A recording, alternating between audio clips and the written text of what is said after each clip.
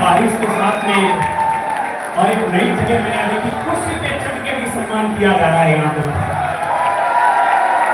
तो अपने शिक्षक को, अपने आदर्श को देखने की उत्सुकता लेकिन दिखाई नहीं दे रहे हैं, कहाँ हैं? उन्हें आंखें ढूंढ रही है। 7 फुट के होते तो ठीक रहता, कुर्सियों पर ही चढ़ना पड़ता। खली वाली हाइट इनको लेनी थी, लेकिन हाइट भी कम है, वजन भी कम है, लेकिन ज्ञान बड़ा जबरदस्त है।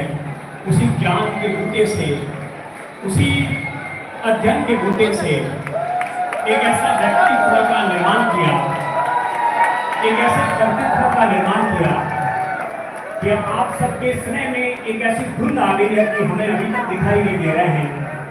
आपके स्नेह और आपके प्रेम ने उनको अंधकार से घेर रखा है, लेकिन जैसे वो मंच पे आएंगे सूर्य का प्रकाश होगा और आप सब उन्हें देख पाएंगे, आप सब उन्हें महसूस कर पाएंगे, प्रत्यक्ष को देख पाएंगे, महसूस कर पाएंगे, जिनको अब तक हमने अपने मोबाइल की स्क्रीन में देखा, जिनको अब तक हमने एक छोटी सी मोबाइल की स्क्रीन पर देखा, आज उन्हें प्रत्यक्ष को देखेंगे, आज उन्हें सुनेंगे, आज उन्हें महसूस करेंगे। आज उनसे मुखातिब होने का एक ऐसा सुअवसर हम सबके लिए आया है। अब मैं चाहूंगा कि जोरदार तालियों के साथ में एक बार स्वागत और अभिनंदन और गुरुनानी सर के साथ में करते हैं। मंच पर आने पे आप सब देख पाएंगे गुरुनानी सर के साथ में बता रहे, उनसे भी मैं निवेदन करूंगा कि वो मंच पर बता रहे। आप अपनी शूटिंग को हटाएंगे, आप अपनी शूटिंग को हटाएंगे।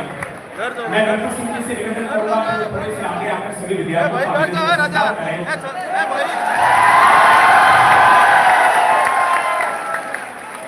और गुरुनानी सर से मैं निवेदन करूंगा कि वो मंच पर पधारे। एलडी गुरुनानी से निवेदन रहेगा कि आप चीरते हुए मंच पर पधारे और आपको भी आगे बढ़ना ही होगा जैसे भी परिस्थितियां आए। मैं आगे जो विद्यार्थी खड़े हैं उनसे निवेदन करूंगा कि गुरुनानी सर को जगह दें आप। जी हेल्प से एलडी गुरुनानी जी हमारे बीच में पहुंच रहे हैं। सुनील जी विश्नोई निदेशक एलडी हमारे बीच में पधार चुके हैं और आपके स्नेह और आपके घर मिलिए आप एक बार नीचे बैठ जाइए। जहां भी है आप नीचे बैठेंगे, आपको मंच दिखाई देगा, आपको सुनाई देगा। आप यदि वास्तव में गणपत सिंह जी को सुनने के लिए बड़े शुद्ध मन से आए तो आप जहां भी जगह लगिए, चाहे सर आपको दिखाई दे ना दे, आप लोग नीचे बैठे रहेंगे। बीच में जो आप सब लोग खड़े हैं रास्ते पर, उसे पीछे वाले देख नहीं पाए। मैं जो भी टीम है उनसे निवेदन करूंगा और हम मंच के माध्यम से हम क्षमा प्रार्थी भी है कि पर्याप्त व्यवस्था हम नहीं कर पाए। अगला जो भी सेमिनार होगा इससे दुगुनी ताकत के साथ उसकी व्यवस्था हम करेंगे। इस कार्यक्रम में आप लोग हमारा सहयोग कराएं। हमें नहीं पता था कि सूरतगढ़ के विद्यार्थियों का इतना श्रेय, इतना अपनत्व गणपत सिंह जी राजपूत के साथ रहेगा कि अब इस कार्यक्रम में बैठने के लिए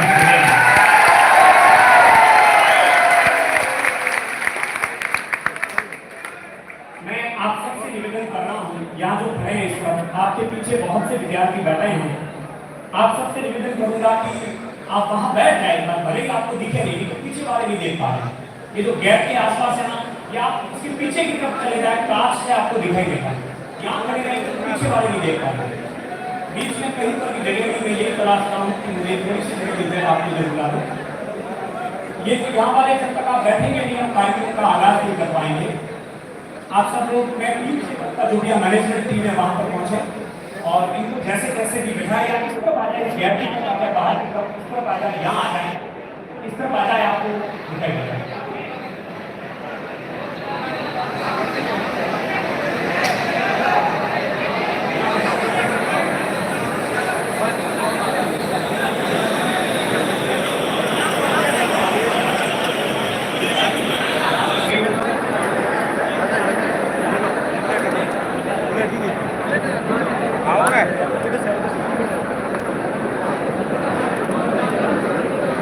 आप जब तक व्यवस्थित रूप से बैठेंगे नहीं, हमें देखो ज्यादा भी बहुत भी भीड़ नहीं करनी है, समझदारी बतानी है।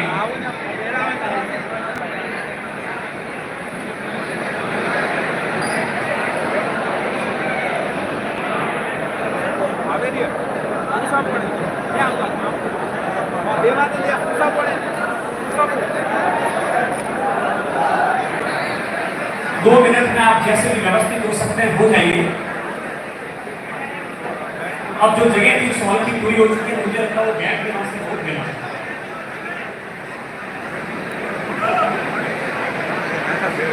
ये हमारे जल्दी से बैठ के मुझे निर्देश प्राप्त हो चुका है, इस कार्यक्रम का मैं आगाज करने जा रहा हूं।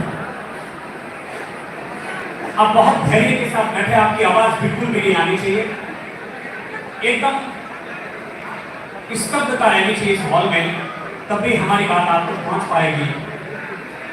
और मैं इस कार्यक्रम का आगाज इस भारत भूमि को, सूरतगढ़ की इस भूमि को वंदन करते हुए प्रारंभ करना चाहता हूं कि उठे जहां घोष शांति का भारत स्वर तेरा है, उठे उठे जहां घोष शांति का भारत स्वर तेरा है, धर्म दीप हो जिसके कर में वह निर्भीक तो तेरा है, मानवता के इस ललाट चंदन को नमन करूं मैं, किसको नमन करूं मैं भारत, मैं तुझको नमन करूं, मैं तुझको नमन करूं।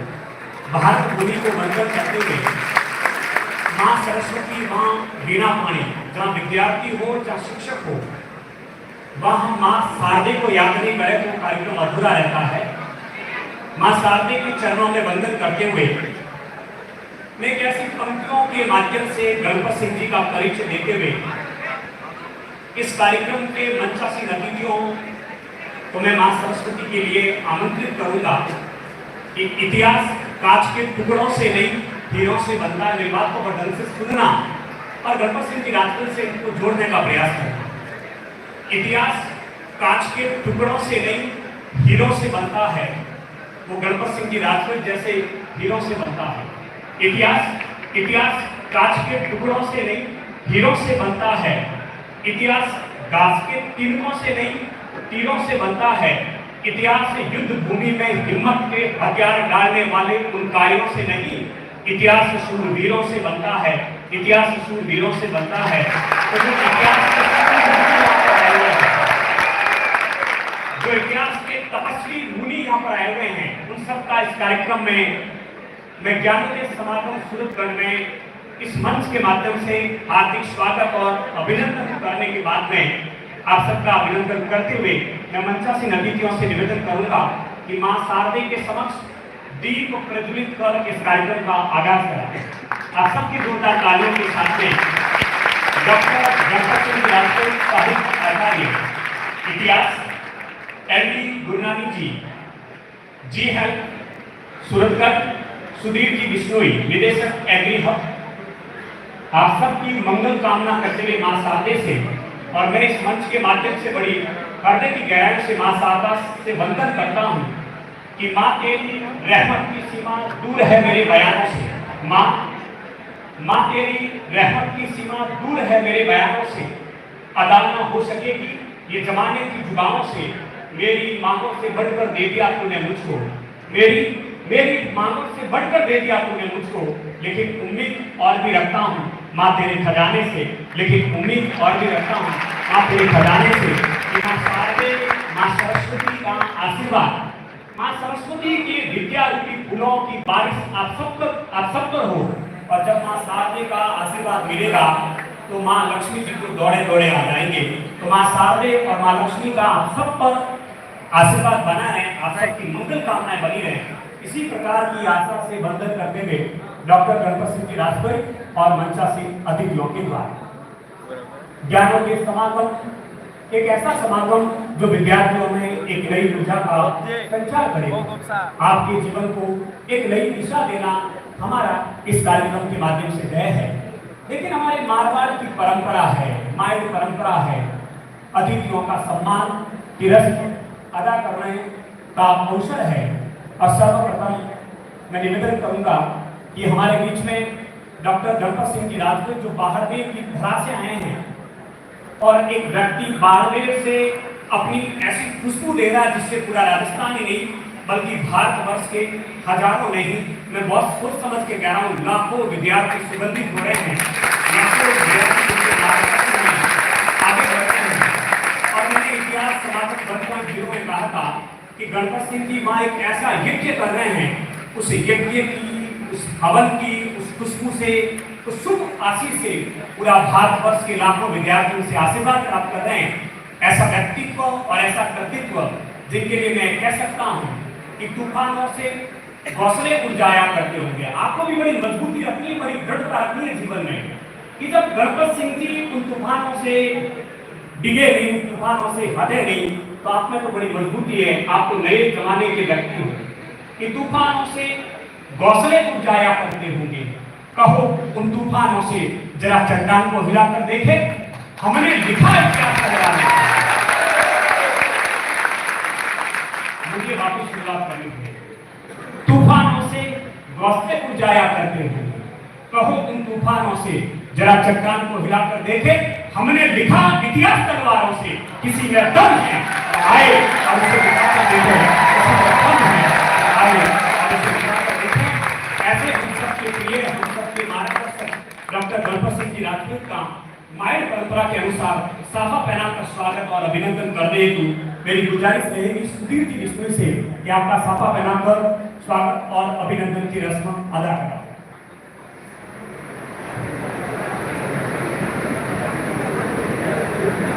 सुधीर जी बिश्नोई द्वारा गणपत सिंह जी राजपूत का आपके पूरे सूरतगढ़ के विद्यार्थियों की तरफ से ये मान रूपी साफा पहनाया जा रहा है। आप सबकी तालियों के साथ में आप सबके शुभकामनाएं आपका माला पहनाकर स्वागत करने के मैं निवेदन करूंगा राकेश जी खोरी से निवेदन करूंगा कि आपका माला पहनाकर स्वागत और अभिनंदन की रस्म अदा करा दे। सुधीर जी यहाँ पे भी है, मैं निवेदन करूंगा सुधीर जी यहाँ पर पधारे और ये सुधीर जी जो माला पहना रहे हैं, आप सबके स्नेह, आप सबकी आत्मीयता, आप सबका जो विशेष स्नेह है उसी का ये प्रतीक है। आप सब उसी को स्वीकार करें और अपने शिक्षक के प्रति सम्मान, अपने शिक्षक के प्रति आदर व्यक्त करें। गणपत सिंह जी के सम्मान को देखकर मुझे संत कबीर की बड़ी अच्छी पंक्तियां याद आ रही है कि ये तन विष की बेलरी, गुरु अमृत की खान, शीश दिया गुरु मिले तो भी सस्तो जान, शीश दिया गुरु मिले तो भी सस्तो जान। अपने राकेश जी से निवेदन करूंगा कि आपकी टीम से जो भी गणपत सिंह जी को माला पहनाकर स्वागत और अभिनंदन करना चाहते हैं, आप खुद ही उनका नाम उच्चारित करा दें। संजय जी सर से और रामानंद जी से और रविंद्र जी सर आगे आएंगे स्टेज पर। और गणपत जी का एक पूरी एग्री हम टीम की तरफ से सूरतगढ़ पधारने पर बच्चों की छोटी सी मांग पर हम हार्दिक स्वागत और अभिनंदन करते हैं जोरदार तालियों के साथ।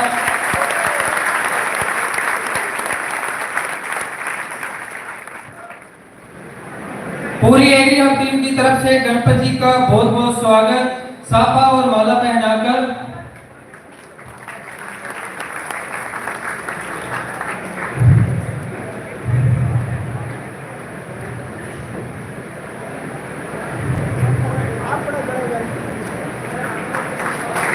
उसके बाद में मैं गुरुमान सर से रिक्वेस्ट करूंगा कि वो भी गणपत जी का माला पहनाकर स्वागत करें।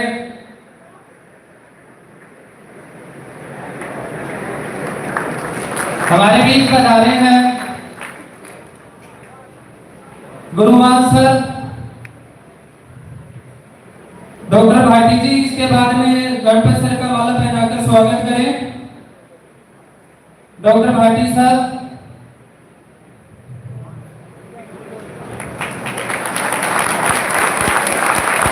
प्रमोद जी जानी, कादिर भाई साहब हॉस्टल यूनियन के अध्यक्ष, Suratgarh private hostel union PG union के अध्यक्ष हैं। कादिर भाई साहब अंदर आए और गणपत सर का माला पहनाकर स्वागत करें।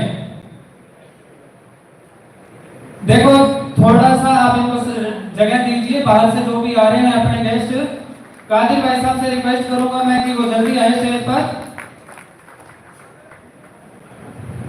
उसके बाद में राम कुमार सर हिस्ट्री से स्पेशल गणपत सर से मिलने के लिए गंगानगर से अपने बीच में बता रहे हैं। रहेजा सर आएंगे। उसके बाद पॉलिटिकल साइंस के बहुत ही अच्छे जाने माने टीचर हैं जो अभी अपने बीच में गणपत सर का स्वागत करेंगे। रहेजा सर और उसके बाद राम कुमार सर। थोड़ा सा समय अपने पास कम है तो इसलिए थोड़ा सा इस प्रोग्राम को जल्द। उसके बाद में संदीप जी बिश्नोई, डारा सर आएंगे और गणपति जी का माला पहनाकर स्वागत करेंगे। शिषपाल जी लिम्बा से विशेष निवेदन रहेगा। शिषपाल जी लिम्बा को आने में भी थोड़ी सी देरी होगी और थोड़ी सी उनको जगह दीजिए वे शिषपाल जी को जहां भी बैठे हैं। शिषपाल जी लिम्बा स्टेज पर आए और गणपत सर का हार्दिक स्वागत करें। करण बिश्नोई संजय सर भी आए स्टेज पर, गणपत सर का माला पहनाकर स्वागत करें। सोनलाल जी थोरी हॉस्टल यूनियन के पूर्व अध्यक्ष रह चुके हैं, उनसे भी मैं विशेष निवेदन रहेगा कि गणपत सर का स्वागत करें माला पहनाकर। वो बाहर मेरी जहां भी आवाज सुनाई दे रही है तो अपने हॉल के अंदर आए सोनलाल जी थोरी। एक बार इनके लिए जोरदार तालियां हो जानी चाहिए। जोरदार तालियों के साथ सभी तालियां उनकी होनी चाहिए आपकी। जब तक कद छोटा है, नाम बहुत बड़ा है, इनके बारे में आप सर्च करें। बहुत बड़ा नाम है इनका। उसके बाद में जो भी प्राइवेट हॉस्टल और यूनियन से जो भी पदाधिकारी हमारे बीच पधारे हैं या जिनकी लाइब्रेरी है, उनसे मैं थोड़ी सी समझ आता हूँ कि अगर किसी का नाम हम नहीं ले पाए तो हाँ बसंत कुमार जी आएंगे अपने बीच एग्री हब से और गणपत सर का माला पहनाकर स्वागत करेंगे। बसंत कुमार एग्री हब से। उसके बाद में कुणाल सर और रमेश जी सर और Sitaram sir. Kunal sir, Ramesh sir, Sitaram agri hub के स्टाफ हैं, ये बायो केमिस्ट्री और एग्रीकल्चर के, तो इनका विशेष स्वागत है। गणपत जी का भी बहुत बहुत हार्दिक अभिनंदन। तो हमारे संस्था के स्टाफ हैं वो आगे गणपत जी का स्वागत करेंगे। एक बार मैं फिर कहना चाहता हूँ, किसी भी भाई का व्यक्तिगत अगर नाम नहीं लिया गया हो तो हमें क्षमा करें, थोड़ा सा कोई दिक्कत नहीं है। एक बार जोरदार तालियां सभी के लिए भाई। आप सबका आभार, या आप सबकी तरफ से स्वागत और अभिनंदन था। हमारे बीच में जी हेल्प की तरफ से श्रीमान एलडी गुरनानी जी उपस्थित है। मैं निवेदन करूंगा रविंद्र जी बिश्नोई से कि आप मंच पर पधारे और गुरनानी सर का साफा पहनाकर स्वागत और अभिनंदन कराएं। मैं निवेदन करूंगा रविंद्र जी बिश्नोई से, कृपया जल्दी से आप मंच की तरफ आगे बढ़े।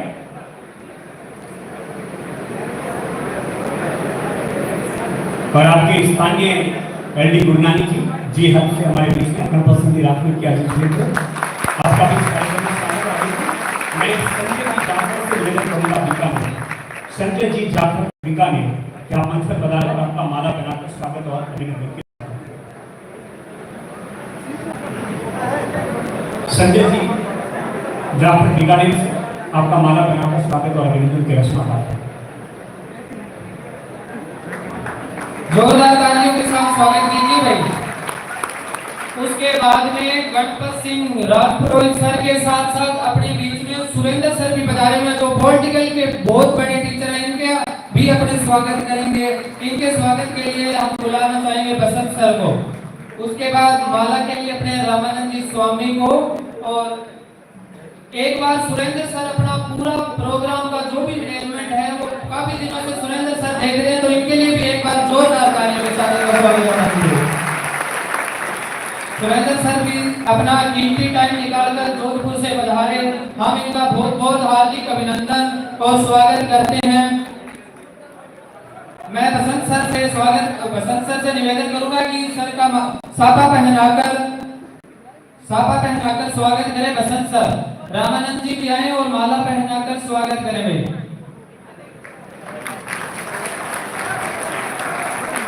सुरेंद्र सर के लिए जोरदार तालियां एक बार।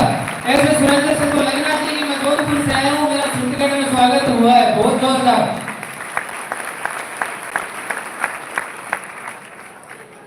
अभी गणपत सर स्वागत करेंगे सुरेंद्र जी का। देखो एक बार आप देखो, दो हस्तियां हैं, उसके तालियां होनी चाहिए।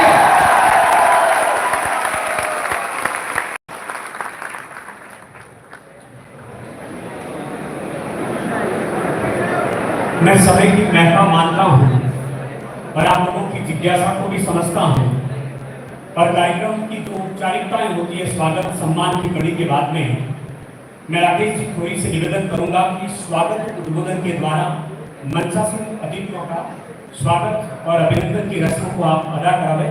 राकेश जी से निवेदन करूंगा कि आप मंचासीन अतिथियों का स्वागत कर इस कार्यक्रम को गति प्रदान कराएं। देखो एग्री हब जेट इंस्टीट्यूट की तरफ एग्री हब जेट इंस्टीट्यूट की तरफ से जितने भी बच्चे जहां से भी बता रहे हैं 100 किलोमीटर दूर से आए हैं या कोई 200 किलोमीटर दूर से, कई बच्चे कल से भी आके रुके हुए हैं, उन सभी बच्चों का और मंचासीन अधिकारी गुरुनानी सर का, गणपत सिंह राजपुरोहित सर का, सुधीर जी बिश्नोई का, सुरेंद्र जी का, सभी का हम हार्दिक स्वागत करते हैं। सभी के लिए एक बार जोरदार तालियां बजाएं। बहुत बहुत आभार राकेश जी। कार्यक्रम की अगली कड़ी में आप सब पहले बनाए रखें। कार्यक्रम की अगली कड़ी में हम सबके कोई स्पीकर से आवाज नहीं आ रही क्या? ज्यादा आ रही है, कम आ रही है? ज्यादा आ रही है? अब ठीक है, ठीक है। कार्यक्रम की अगली कड़ी में हम सबका मार्गदर्शन करने के लिए हमारे बीच में श्रीमान एल.डी. गुरनानी जी उपस्थित है। मैं निवेदन करूंगा कि आप मंच पर पधारें और विद्यार्थियों के मार्गदर्शन हेतु अपनी बात के इसके जस्ट बाद गणपत सिंह की राजपूत का उद्बोधन रहेगा। आप सबको अपना धैर्य बनाएगा। मैं ज़्यादा समय न लेते हुए सबसे पहले गणपत जी का सूरतगढ़ की इस जगह पर आने पर जो है स्वागत करता हूँ, आप सबकी तरफ से अभिनंदन करता हूँ। तो एक बार इतने जोरदार तालियां होनी चाहिए।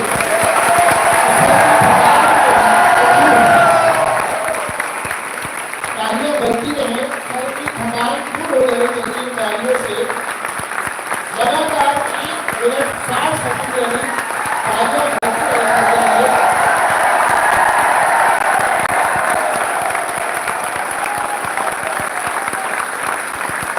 धन्यवाद प्यारे बच्चों।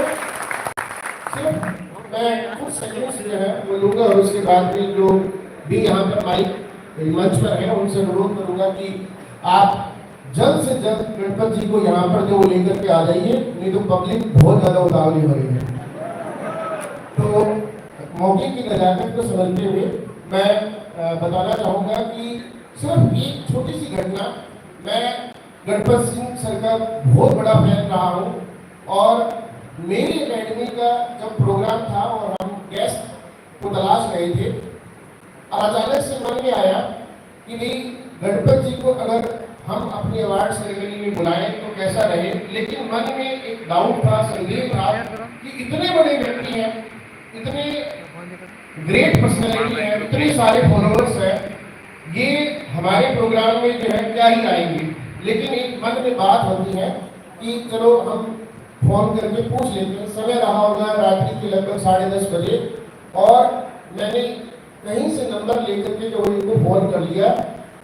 विदिन अ फ्यू सेकेंड्स जो है उन्होंने मेरी बात सुनी और सूरतगढ़ में आने का अपना न्योता, मेरा न्योता जो उसको स्वीकार कर लिया और न केवल वो हमारे यहाँ आए, हमारे प्रोग्राम में आए, बल्कि इन्होंने इतने अच्छे तरीके से आज भी आप यदि इनके द्वारा जो स्पीच दिया गया था 12 से 14 मिनट का यूट्यूब पे लगा हुआ है, उस स्पीच को जब लोगों ने सुना एक बार के लिए पूरा का पूरा होल जो स्ट्रेंथ यहाँ पर है लगभग वही स्ट्रेंथ थी, पूरा का पूरा होल जो है वो साइलेंट हो गया इनकी बातों को सुन करके जो है।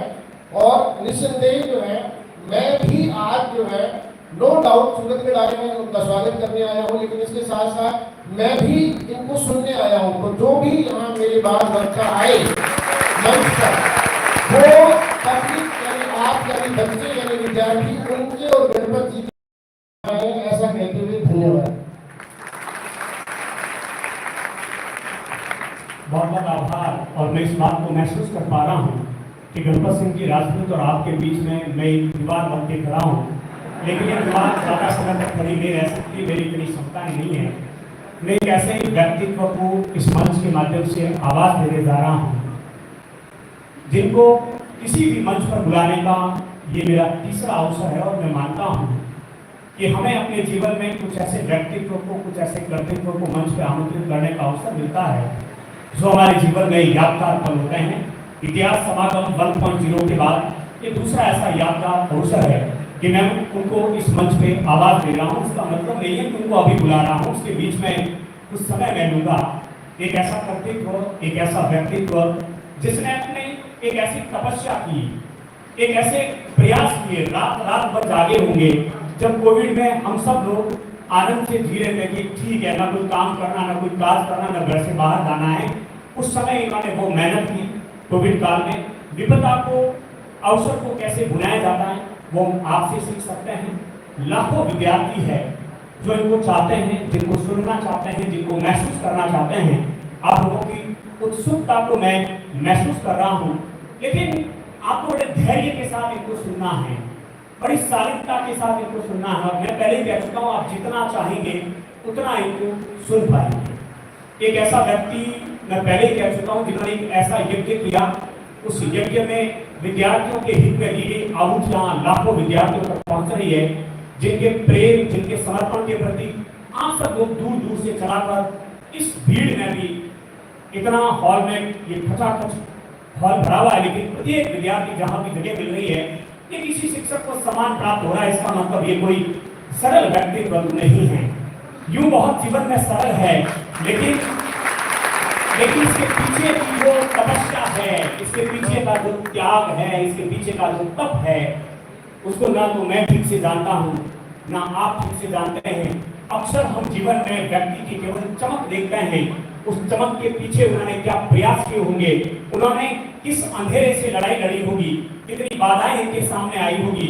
मैं इन पंक्तियों के माध्यम से गणपत सिंह जी सर को इस मंच पे आमंत्रित कर रहा हूँ।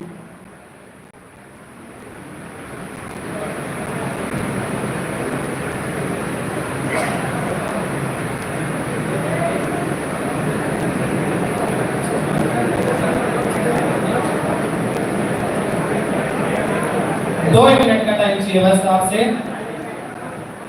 अपने बीच में पधारे हैं आदेश सारण फर्स्ट चॉइस लाइब्रेरी और पीजी से, एक्सपर्ट पीजी से सुरेश जी बिश्नोई पधारे हैं, स्वास्थ्य ग्रुप से रामपाल जी कसवा पधारे हैं अपने बीच, सचिन जी पधारे हैं, एमएस बराड़ सर पधारे हैं और एमएसपी क्लासेस से विजेंद्र सिंह जी पधारे हैं, रजत पधारे हैं सरस्वती पीजी से और उसके अलावा कांत सिंह जी पधारे हैं कन्नौज राय पीजी से। अभी हम आपका सर का प्रोग्राम करवाते हैं, जो भी रहेंगे उनसे मैं क्षमा चाहता हूं दिल से। आपसे एक बार हम मिल के फिर और आपसे बातचीत करेंगे, तो अभी आप सर कंटिन्यू कीजिए। मैं गणपत सिंह जी को इस मंच पे मेरी सबसे पसंदीदा पंक्तियों के माध्यम से आमंत्रित करना चाहता हूँ कि मुश्किल नहीं है कुछ भी दुनिया में, तो जरा हिम्मत तो कर, ख्वाब को बदलेंगे हकीकत में, तो जरा कोशिश तो कर। आंधियां सदा चलती नहीं, मुश्किलें सदा रहती नहीं, मिलेगी तुझे मंजिल तेरी, तू जरा कोशिश तो कर। राह संघर्ष की जो चलता है, राह संघर्ष की जो चलता है, वही लक्ष्य को प्राप्त करता है। जिसने रातों से जंग जीती है, जिसने रातों से जंग जीती है, सूर्य बनकर वही निकलता है, सूर्य बनकर वही निकलता है। अब सब की जोरदार तालियों के बीच में गणपत सिंह जी राष्ट्रपति डॉक्टर गणपत सिंह जी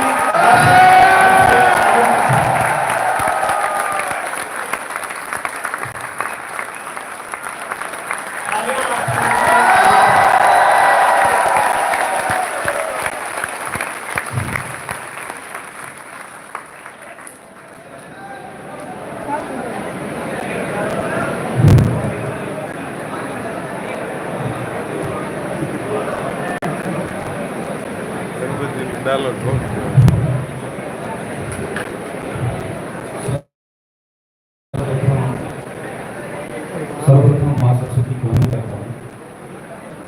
आवाज नहीं आ रही?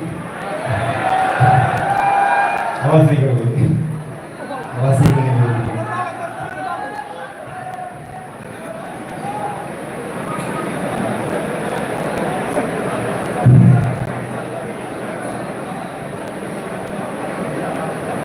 आवाज का इश्यू हमेशा रहा है। चाहे ऑनलाइन क्लास रही हो, चाहे यूट्यूब पे कभी बोला हूँ, हर जगह ऑनलाइन वॉइस का थोड़ा सा रहता है, आज ठीक रहेगा।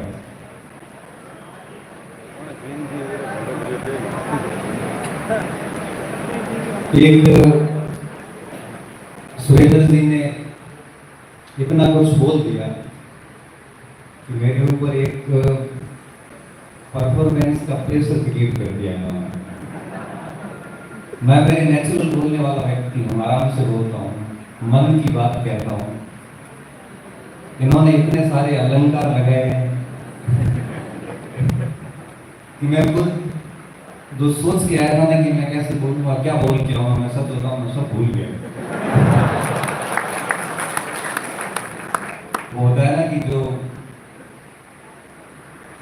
ओपनर जाता है ना खेल में, जब क्रिकेट का गेम चल रहा हो और उसमें जब सबसे अधिक रेटेड जो प्लेयर होता है, जो सबसे अधिक जिसकी ऊपर उम्मीदें होती है, उसके ऊपर गेम का इतना अधिक दबाव होता है कि बहुत अधिक संभावनाएं हैं कि वो शून्य पे आएगा, बहुत अधिक संभावनाएं होती है। ऐसा ही हमारे साथ भी होता है स्टूडेंट के साथ में, जो बहुत अधिक ये एक्सपेक्टेड होता है कि ये बच्चा टॉप करेगा या बहुत आगे जाएगा, उसके ऊपर परीक्षा में एक परफॉर्मेंस का गजब दबाव बनाया जाता है, वो बच्चा कई बार फेल भी हो जाता है। तो मेरे साथ आज सुरेंद्र जी ने सोच समझी साजिश के तहत हर बार मेरा स्पीच मैं बहुत नेचुरल बोलता हूँ तो ठीक बोलता हूँ, और जब भी सुरेंद्र जी ये करते हैं ना ये मन संचार, उसके बाद मेरा थोड़ा सा फ्लो बिगड़ जाता है। तो मैं सबसे पहले माँ सरस्वती को वंदन करता हूँ, मनसासी रखी हुई मेरे वरिष्ठ साथी गुरनानी सर, सुधीर जी और एग्री हब के जितने भी यहाँ के स्टाफ हैं वो, और मेरे प्यारे बच्चों जो दूर दराज क्षेत्रों से भी आए हैं और अपना कीमती समय, मुझे पता है कि आप सब बहुत दूर दूर से यहाँ पे आए हुए हैं पढ़ने के लिए, और उस समय में से आप 1-2 घंटे का समय निकाल के यहाँ आए हैं। आप सभी को मैं सबसे पहले तो बहुत बहुत शुभकामनाएं और धन्यवाद दूंगा कि आपने मुझे इतना प्रेम दिया। मैं अभी भी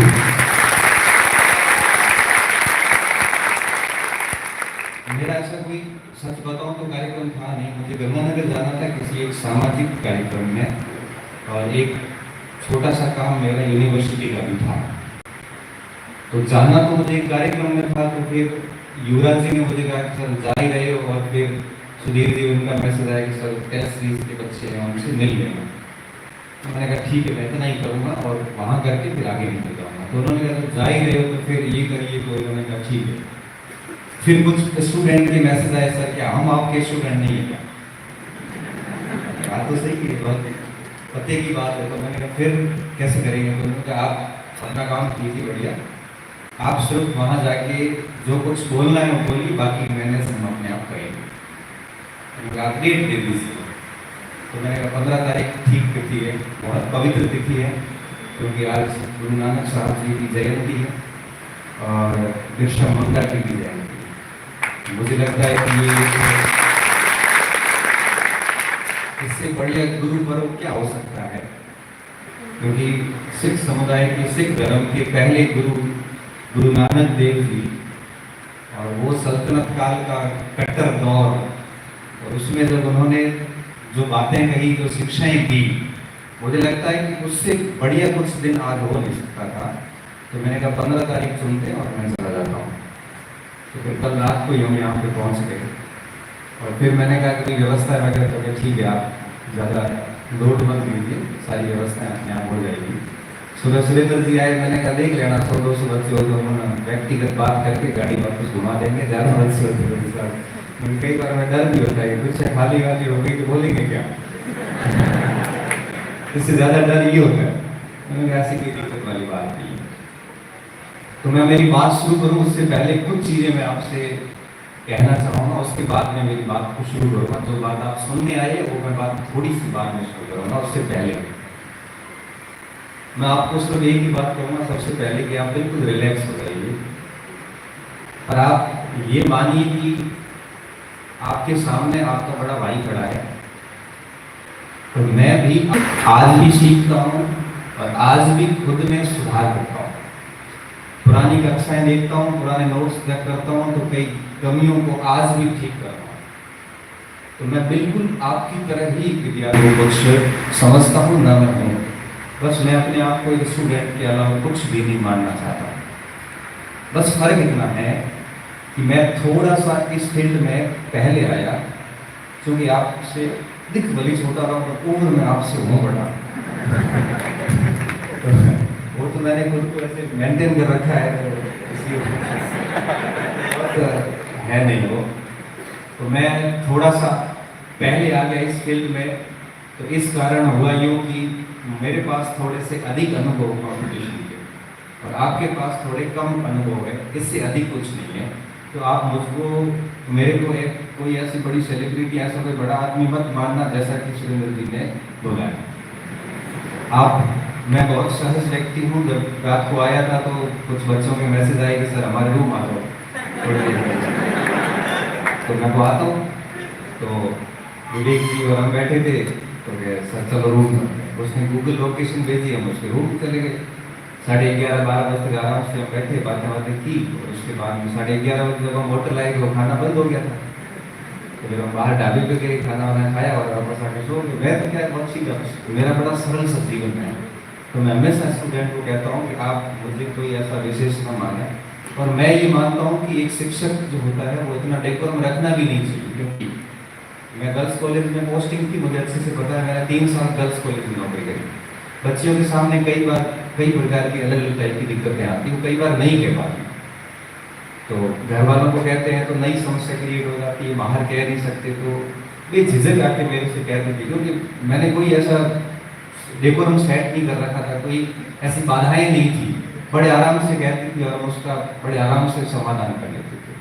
तो मेरा ये मानना है कि शिक्षक और शिक्षार्थियों के बीच में एक यूं कहिए कि अजीब सा संबंध होता है, और ये संबंध इतना गहरा होता है जिसकी कल्पना आप इस बात से लगा सकते हैं कि कई बार मैं क्लास में पढ़ाता हूँ ऑफलाइन में, तो कई बार कोई ऐसी इमोशनल बात मेरे से निकलती है तो कई बार बच्चे रोने लग जाते हैं वास्तव में। फिर मैं कहता हूँ नहीं, रोना बना नहीं है, लेकिन क्या है कि एक इमोशनल टच रहता है। इसलिए आप ऐसा कोई बड़ा नाम ना मानना मेरे को, मैं आपकी तरह एक विद्यार्थी हूँ। और 2017-18 तक मैंने भी परीक्षाएं दी, और ठीक है नौकरी लगी टाइम पे कुछ चीज़ें मैंने की, वो आप शायद नहीं कर रहे हो, उस पर हम आगे बात करने वाले हैं आज। पहली चीज़। दूसरी बात, मैं आप सभी से थोड़ा पूछना चाहूँगा, एक बार मुझे मोटा मोटा आइडिया हो जाए। सबसे पहले आप मुझे ये बताइए कि आप में से हाथ खड़े करके बताना कि पश्चिमी राजस्थान से कितने लोग हैं? पश्चिमी राजस्थान।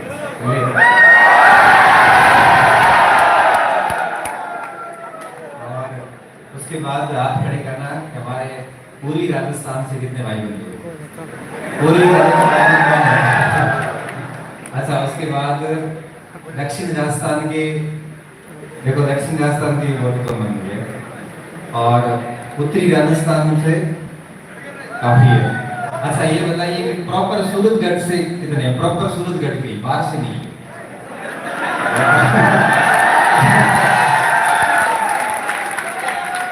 मतलब सर आपके, मतलब इस पूरे सूरतगढ़ की इकोनॉमी हमारे में चल रही है।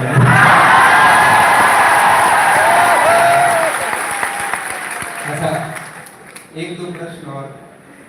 इतिहास के हमारे अध्येता कितने हैं? हिस्ट्री के? अरे नहीं है तो भी हाथ खड़ा कर दो, रह जाएगी। ठीक है। और वरिष्ठ अध्यापक के साथी कितने हैं? शेष बचे अध्यापक के कितने हैं? ओके। और एक आखिरी प्रश्न, डायरेक्ट इनडायरेक्ट मेरे से पढ़े हुए कितने हैं? बहुत कम है ना? नहीं, काफी है। अच्छा काफी है, ऐसा कम आंकड़ा नहीं था, आप देख नहीं पा रहे। अच्छा, केवल मेरे को पहली बार या YouTube पे ही सुना है, बाकी क्लास से आप कभी नहीं देखी। ऐसे बच्चे कितने हैं? ऐसे भी आपके और पढ़ने वाले कितने हैं? ये डबल हाथ खड़े हो रहे हैं। ठीक है, ठीक है। तो क्या थोड़ा सा मुझे एक मोटा मोटा अंदाजा हो जाता है कि हम कहाँ बात कर रहे हैं। तो मैं आज की बात शुरू करता हूँ, बहुत अधिक समय नहीं लूँ। मेरा हमेशा से एक बच्चे को है ना, बच्चा बोर हो गया कि सर इस उम्र में मुझे ये बातें न सुनाई जाए।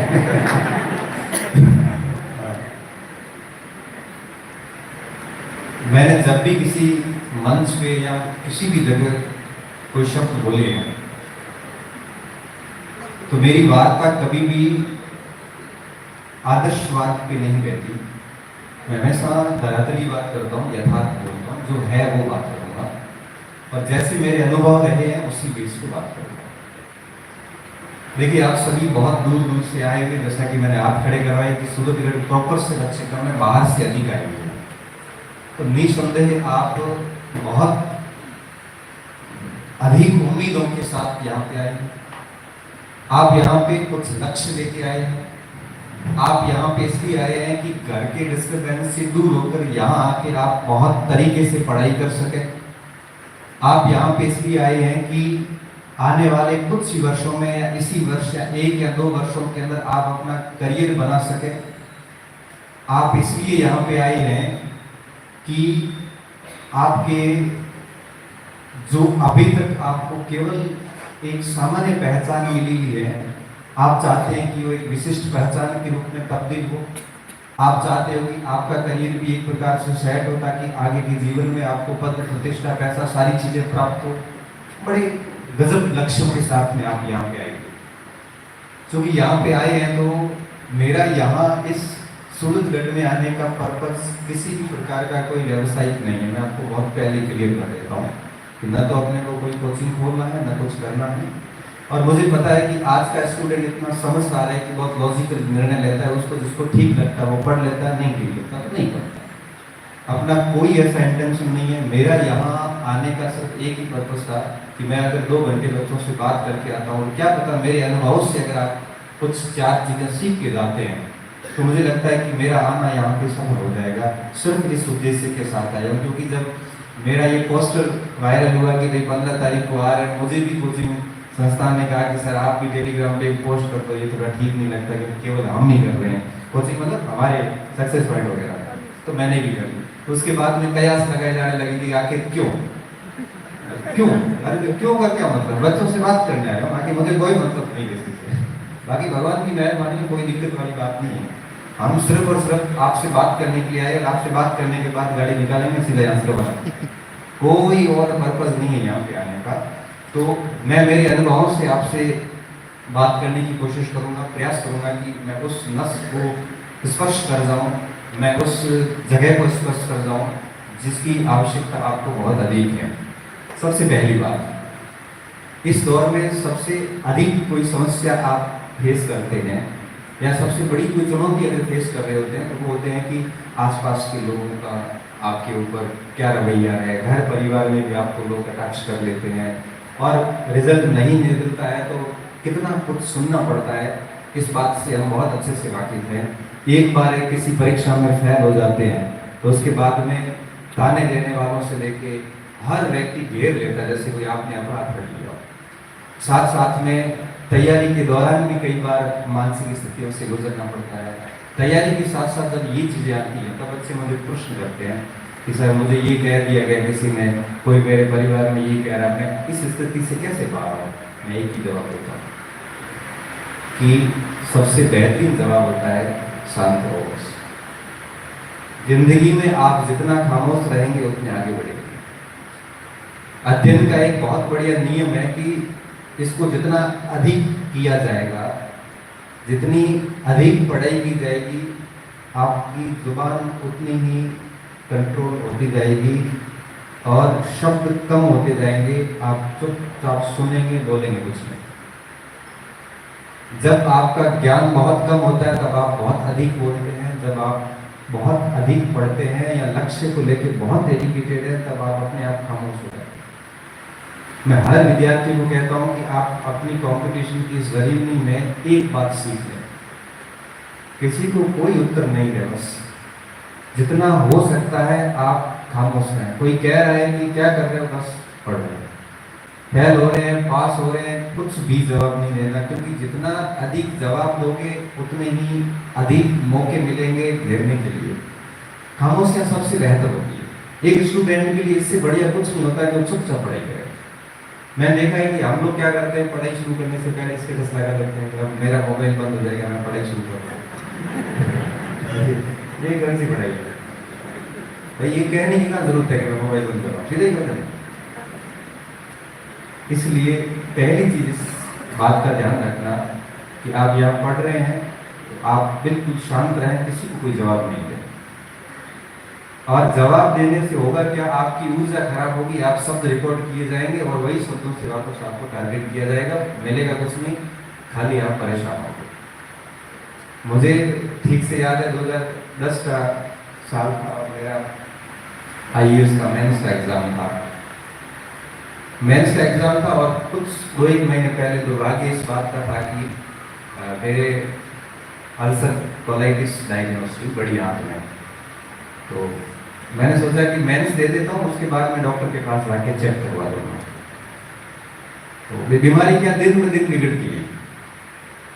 छठे 7वें दिन एक साथी ने कहा कि मेरे साथ रहता, उसने कहा यार परीक्षा का इंतजार नहीं करते, हम पहले एक बार चेक करवा देते हैं, कुछ टैबलेट्स खा लेंगे, उसके बाद ठीक हो जाएगा, मेंस दे देना, उसके बाद बढ़िया चेकअप करवा देंगे। ठीक है। हम हॉस्पिटल गए तो डॉक्टर ने कहा कि पूरी चेकअप वेकअप किए, 10 से 5-7 दिन बाद सारी रिपोर्ट्स आई। तो रिपोर्ट्स आने के बाद में डॉक्टर ने कहा कि बेटा किसकी तैयारी कर रहे हो? मेरा IAS का मेंस है दिसंबर में। तो ये बात है शायद सितंबर-अक्टूबर के आसपास की, 2010 की बात है। तो डॉक्टर साहब ने कहा कि फिर काफ़ी देर तक तो कुछ बोले नहीं होगी, तो डॉक्टर यंग था, उसने कहा कि आप मेंस छोड़ दोगे? छोड़ दो मेंस। क्यों? तो या मेंस की स्थिति में आप हैं। मुझे कुछ समझ भी नहीं आया एक दिन में हुआ क्या। तो उन्होंने कहा कि देखो बेटा ऐसा है कि कड़वी सच्चाई ये है कि अब आप या तो हेल्थ को चुनना है या जॉब चुनना है। ये बीमारी अब आपके जीवन भर रहने वाली है, मरते तक खत्म होने वाली नहीं है। इस बीमारी के साथ आप प्रशासन की नौकरी नहीं कर पाओगे। तो बेहतर ये है कि मैं आपको सुझाव दे रहा हूँ कि अभी से आप इस फील्ड से दूर होकर अपना दूसरा ऑप्शन चुनिए। इतना जब उस डॉक्टर ने बात करी तो ये व्यक्ति को स्वीकार नहीं कर सकता कि जब फर्स्ट अटेम्प्ट में IAS का मेंस दे रहा हो, दिल्ली बैठा हो और अपने पूरे ड्रीम को लेके डेस्परेटली सोच रहा है कि कुछ ही महीनों में मसूरी में होंगे। मसूरी IAS का ट्रेनिंग सेंटर है और पीछे की 6-7 साल की मेहनत थी कि भाई जाना ही है, मतलब जाना है, बात बताओ। मुझे नहीं मतलब कि हिंदी मीडियम में क्या लक्ष्य होते हैं, इकोनॉमिक्स ऑप्शनल और हिस्ट्री ऑप्शनल के साथ में क्या होता है, नहीं मतलब। लेकिन मुझे मेरी तैयारी में इतना भरोसा था कि भाई कुछ न कुछ डेफिनेटली होगा और ठीक होगा। लेकिन जब एंड टाइम पे जब ये सुनने को मिला तो उसके बाद मैं बहुत निराश हो गया। निराश तो मतलब ये था कि मुझसे टूट सा गया, जैसे हिम्मत कुछ रही नहीं। ऐसी स्थिति में भी जब बात कुछ लोगों को पता चली तो हुआ यूँ कि फिर मेंस की स्थिति मेरी सच में नहीं रही। और 2 पेपर दिए, फिर मैं स्टूडेंट के इंजेक्शन ले लेके पेपर देने जाता और एक कंपाउंडर के पास आता था, वो 70 mg का एक स्टूडेंट का इंजेक्शन देता था यहाँ पे और उसके बाद में पेपर देने जाता था। उसने कहा कि क्यों शरीर के साथ खिलवाड़ किया, कुछ पेपर लास्ट में छोड़ के मैं घर आया। अब आप सोचिए कि आप कहते हो कि सर हमारे ऊपर कई बार कोई लोग कटाक्ष करते हैं। मेरे को बाड़मेर आने के बाद कुछ लोग ऐसे मिले कि प्री नहीं हुआ था, मेंस कहाँ से करें। आप सोचिए कितनी असंवेदनशील बात है कि व्यक्ति किस स्थिति से जूझ रहा है। 58 kg के साथ दिल्ली गया था, 43 kg के साथ वापस आया है और 15 किलो बाहर लॉस करके घर आया कोई, तो डेफिनेटली कोई बड़ी दिक्कत ही रही होगी। लेकिन असंवेदनशीलता देखिए कि ये चीजें थी। फिर मैंने वापस कोई जवाब नहीं दिया, ठीक है उनको क्या करना, आपको अगर लग रहा है तो ठीक है मान लो। और मैंने मेरे काम करता रहा, टैबलेट्स खाते रहे, शांति से काम करते रहे। आज आप देख रहे हो कि बच्चों का कितना मुझे प्रेम मिलता है। मैं कई बार अभी भी मैं अभी भी बहू को जो बात करते हुए इसलिए मैं थोड़ा मजबूत होने की कोशिश कर रहा हूँ। ये सब चीज़ें क्यों होती है, मैंने कभी किसी को रिस्पॉन्स किया नहीं, क्योंकि मुझे मेरा ये मानना है कि आपका जो रिजल्ट होता है ना, इससे बढ़िया कोई जवाब है नहीं। इस रिजल्ट से बेहतरीन कोई जवाब नहीं है। और कहते हैं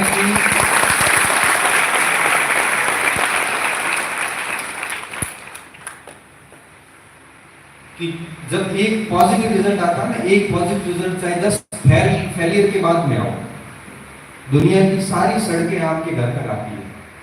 पूछना नहीं पड़ता कि आपका घर कहां पे है, लोग अपने आप आपका घर ढूंढ लेते। लोगों के द्वारा उठाई गई हर अंगुली वापस हो जाती है। इसलिए कहते हैं कि काम हमें ऐसा करना है, बस किसी को कुछ बताना नहीं है, किसी को कुछ कहना नहीं। मैं हमेशा कहता हूं कि बिल्कुल ये प्रदर्शन नहीं होना चाहिए कि मैं तैयारी कर रहा हूं, मैं क्या कर रहा हूं। आप यहाँ पे रहिए, सूरतगढ़ी रहिए, 5-7 का ग्रुप बना के रहिए और मेहनत ऐसी कि जान निकल जाए और रात को 12-1 बजे तक पढ़ते पढ़ते ऐसी स्थिति आ जाए कि यहाँ पे सीने पे रखी हुई किताब पढ़ी रहे और आंखें बंद होने लगे कि भाई मेरे से इससे अधिक हो नहीं सकती। उस दिन आपको लगेगा, उस दिन लगेगा कि आप वाकई में मेहनत कर रहे हैं। देखो, मनुष्य की प्रवृत्ति होती है, जिस दिन आपका दिन खराब होगा ना, जिस दिन भी, उस रात को आपको अंदर से फील होगा कि यार मैं कर क्या रहा हूं यहाँ पे। रात को ठीक से नींद भी नहीं आएगी, वो क्या रहा, मतलब मैं आया क्यों यहाँ पे, किस लिए यहाँ पे आया हूं। और जिस दिन आप सुबह उठ के और रात को सोने तक पूरे दिन जबरदस्त पढ़ाई की, मतलब आपकी क्षमता से ही कदम आगे, उस रात की नींद ही अलग होती है, उस रात का सेटिस्फेक्शन अलग होता है। मैं कहता हूँ उसके बाद ना ऐसे 5 दिन करके देखिए, 5 दिन आपको अलग प्रकार की अनुभूति होगी। और जब कुछ नहीं हो रहा, समय खराब हो रहा, तो खुद से सवाल कर लीजिए। मैं दिल्ली में था, उसी साल की बात है, 31 का टाइम था, बच्चों ने कुछ पार्टी गई थी, तो सभी ने कहा कि पार्टी करेंगे आज। मेरे को कहा आप भी आओ, मैं भी चला।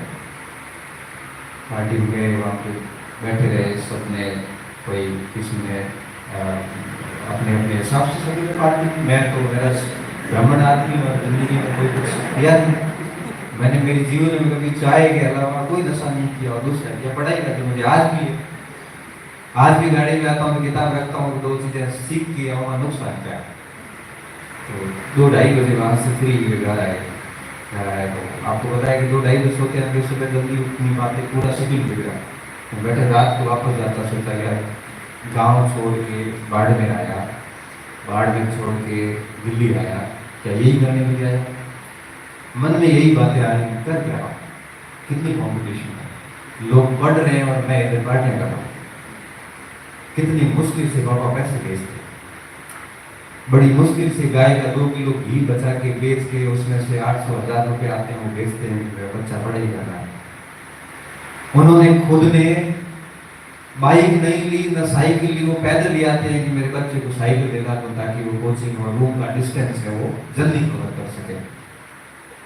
उन्होंने कई सालों से कपड़े नहीं सिलाए कि मेरा बच्चा वो रात को नाइट पैंट और टी-शर्ट में सो सके, वो रात को है वो धोती में सोएंगे, क्योंकि बच्चे को ठीक कपड़े दिलाने, क्योंकि मार्केट के बच्चों में देख के वो बच्चा अपने आप को कमतर फील नहीं करेगा। क्योंकि मार्केट के बच्चों की ड्रेसेस देखते हैं तो बच्चा वो भी लगता है उसको कि मैं भी कुछ ठीक कपड़े पहनूं। तो वो इतने सेक्रीफाइस करके आपके लिए 2000 रुपये भेज रहे हो, मैं पार्टी कर रहा हूँ, समझ नहीं आती कर क्या रहे हैं। मुझे, मैं हकीकत बता रहा हूँ, क्योंकि एक तो मेहनत की बदौलत बहुत जल्दी नौकरी लग गया। बाकी जब भी थोड़ा सा भी बेरोजगारी का दौर रहा, घर से जब भी पैसे आए, मस्तिष्क में प्रश्न हमेशा आता था कि इसकी वैल्यू तो हम कभी चुका ही नहीं पाएंगे। बस इसकी वैल्यू यही है कि जो उन्होंने उम्मीद की है हम उस अनुसार पढ़े। आप सोचो कि मैं अहमदाबाद के अंदर हॉस्पिटल में एडमिट, राजस्थान अस्पताल के अंदर, मेरे वही बोले किसी प्रॉब्लम, और मैं सोता यहाँ से मेरे को कहा था कि भाई एडमिट करेंगे, तो मैं साथ में 4-5 किताबें ले गया। और वहाँ जाके जब अस्पताल में एडमिट किया है तो एक आदमी लगी हुई नली, और मैं पढ़ा आराम से किताबें देख रहा हूँ। मैंने क्योंकि बीमारी तो जाएगी नहीं, ये तो बात है, इसको तो स्वीकार करना ही पड़ेगा। पढ़ाई छूट नहीं तो ये करेगी भी नहीं, क्योंकि यही एक ऑप्शन है कि जिसकी बदौलत हम अपने आप को वापस स्थापित कर सकते हैं, बाकी कोई ऑप्शन नहीं। तो परिस्थिति तो देखो हम लोग ऐसे कई जगह देखो छोटी सी समस्या आती है कि बच्चे मैसेज करते हैं सर मेरे ये दिक्कत है, बोला जीते जी तो आएगी, मर जाएंगे ना उसके बाद अग्नि का एहसास भी नहीं होता। अगर आप जिंदा है ना तो दिक्कतें आएगी, किसी के फैमिली इश्यूज होंगे, किसी के आर्थिक इश्यूज होंगे, किसी के शारीरिक होंगे, हर प्रकार के इश्यूज आते हैं। लेकिन मैं ये मानता हूँ कि अंदर धुन होती है ना एक, अगर वो धुन है तो मुझे लगता है कि वो समस्या आपको बहुत अधिक रोक नहीं सकती।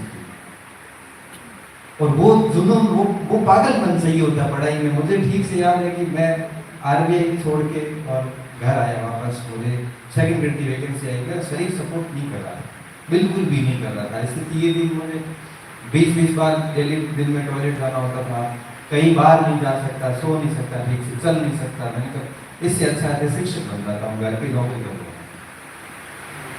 तो ये इन स्थितियों से जब मैं घर आता हूँ वापस, तो मैं कुछ बड़ी महत्वपूर्ण बात कर रहा था, मैं शायद चूक गया वहाँ से, ध्यान नहीं आ रही आपको कोई अच्छी शिक्षा थी लेकिन कहीं नहीं छोड़ती। तो कहने का मेरा सेंस ये था कि चीज़ें जो होती है बहुत आप कर सकते हैं, ऐसी कोई कठिनाई होती नहीं जो हमें लक्ष्य से दूर कर सके। पागलपन होना बहुत जरूरी। तो मैं कह रहा था मैं जब वापस घर आया ना, तो मैं जैसे ही पढ़ने बैठता तो मेरी पढ़ाई किताब है और मैं फ़ोन को तो आज भी पढ़ता हूँ तो ये ऐसे साइलेंट करके उल्टा रखता हूँ, आज भी उल्टा रखता हूँ। कई बार बच्चे कह रहे सर रेस्पॉन्स नहीं दिया, मैं देता ही नहीं हूँ।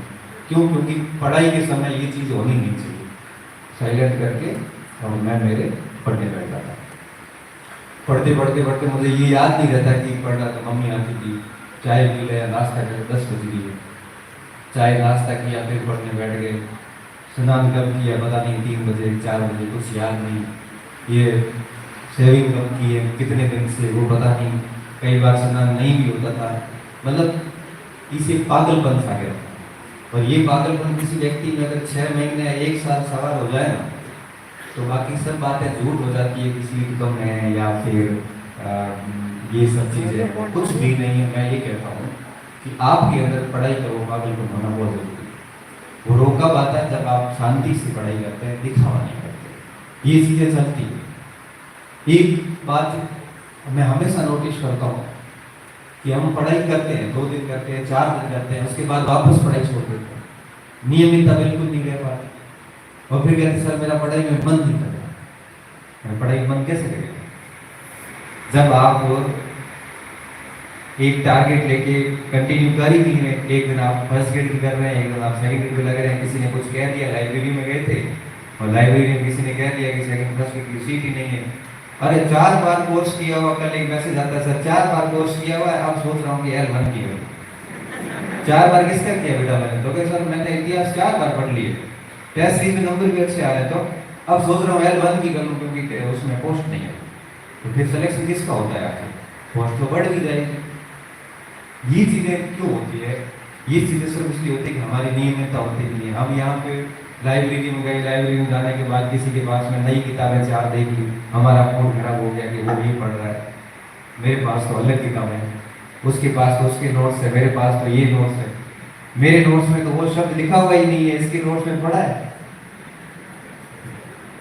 इन चीज़ों में मत लीजिए। मैं कहता हूँ कि सामग्री लिमिटेड रखिए पास में, और सामग्री सिलेक्शन के लिए इतना अधिक जिम्मेदार होती नहीं है।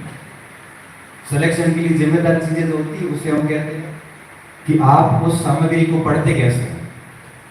आप एक ही किताब आप मुझे दे दो, एक ही किताब आप ले लो, दोनों उन किताब को पढ़ते हैं और उसके बाद आप देखना कि दोनों के जब मार्क्स आएंगे तो आपको क्या लगता है दोनों के नंबर सेम आएंगे?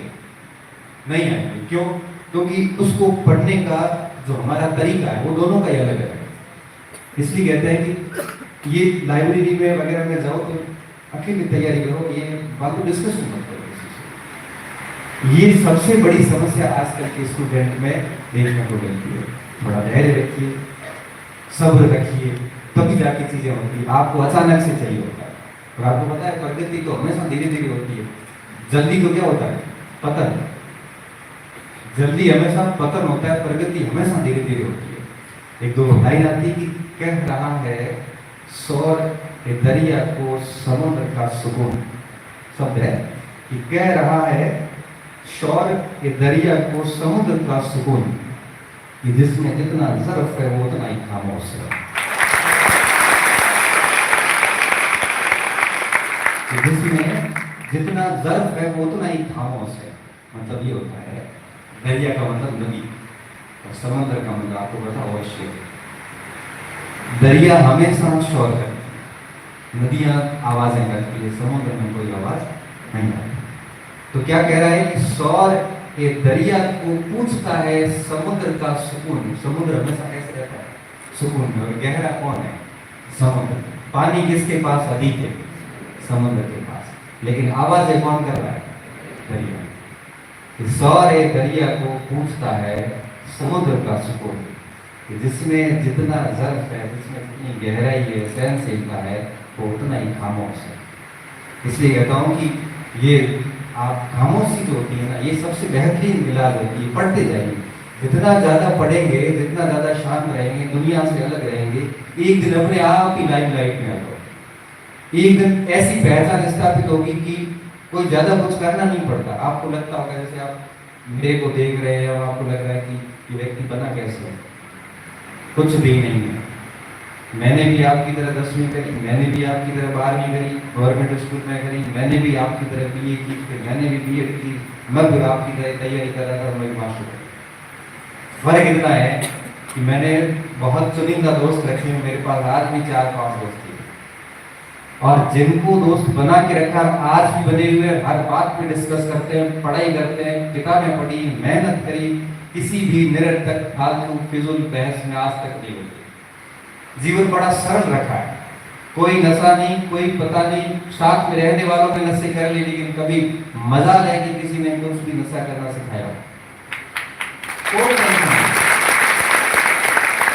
घर जाते हैं आराम से सोते हैं, ऐसे नहीं माँ बाप से छुप के सिगरेट पीनी पड़े या अमल लेना पड़े, आराम से, कोई दिक्कत नहीं हो। कपड़े पड़े आराम से वहां चेक करती है अंदर कपड़ों में कुछ है तो नहीं, और नशे वाले को तो छुपानी पड़ती है, कोई चिंता नहीं। जो बताया हमेशा मुंह पे बोला हुआ, याद नहीं रखना पड़ता कि कहाँ पे क्या बोला, क्योंकि झूठ नहीं बोलते, जैसा है वैसा बोल देते। इसलिए कहते हैं कि जीवन को इतना सरल रखिए कि उसमें बनावटीपन आना ही नहीं चाहिए।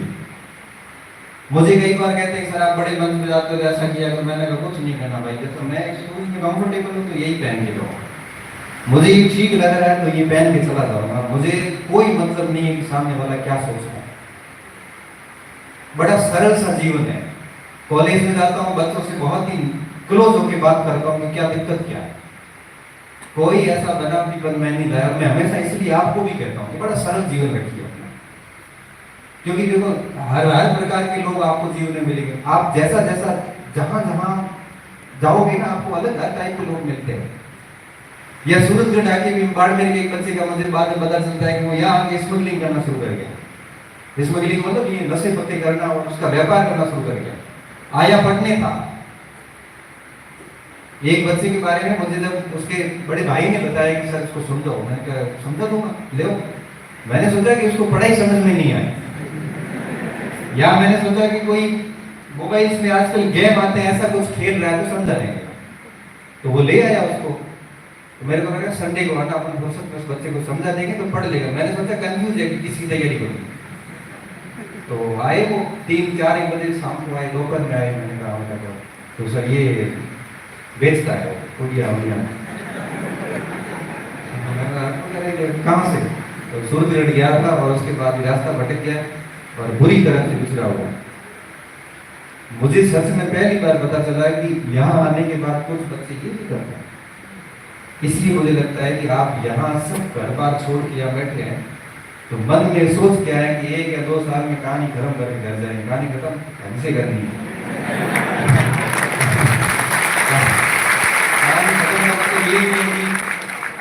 कहानी खत्म का मतलब ये नहीं है कि बहुत दर्दनाक अंत हो उसका। कहानी ऐसी होनी चाहिए कि वापस आने के बाद में साथी आपके कहें कि ये तो बहुत सामान्य व्यक्ति था और बहुत अच्छी जगह से आया, और फिर रास्ते अपने आप। मैं आपको बताऊं, कोई भी व्यक्ति सोच के नहीं निकलता कि मैं ये सुनूंगा।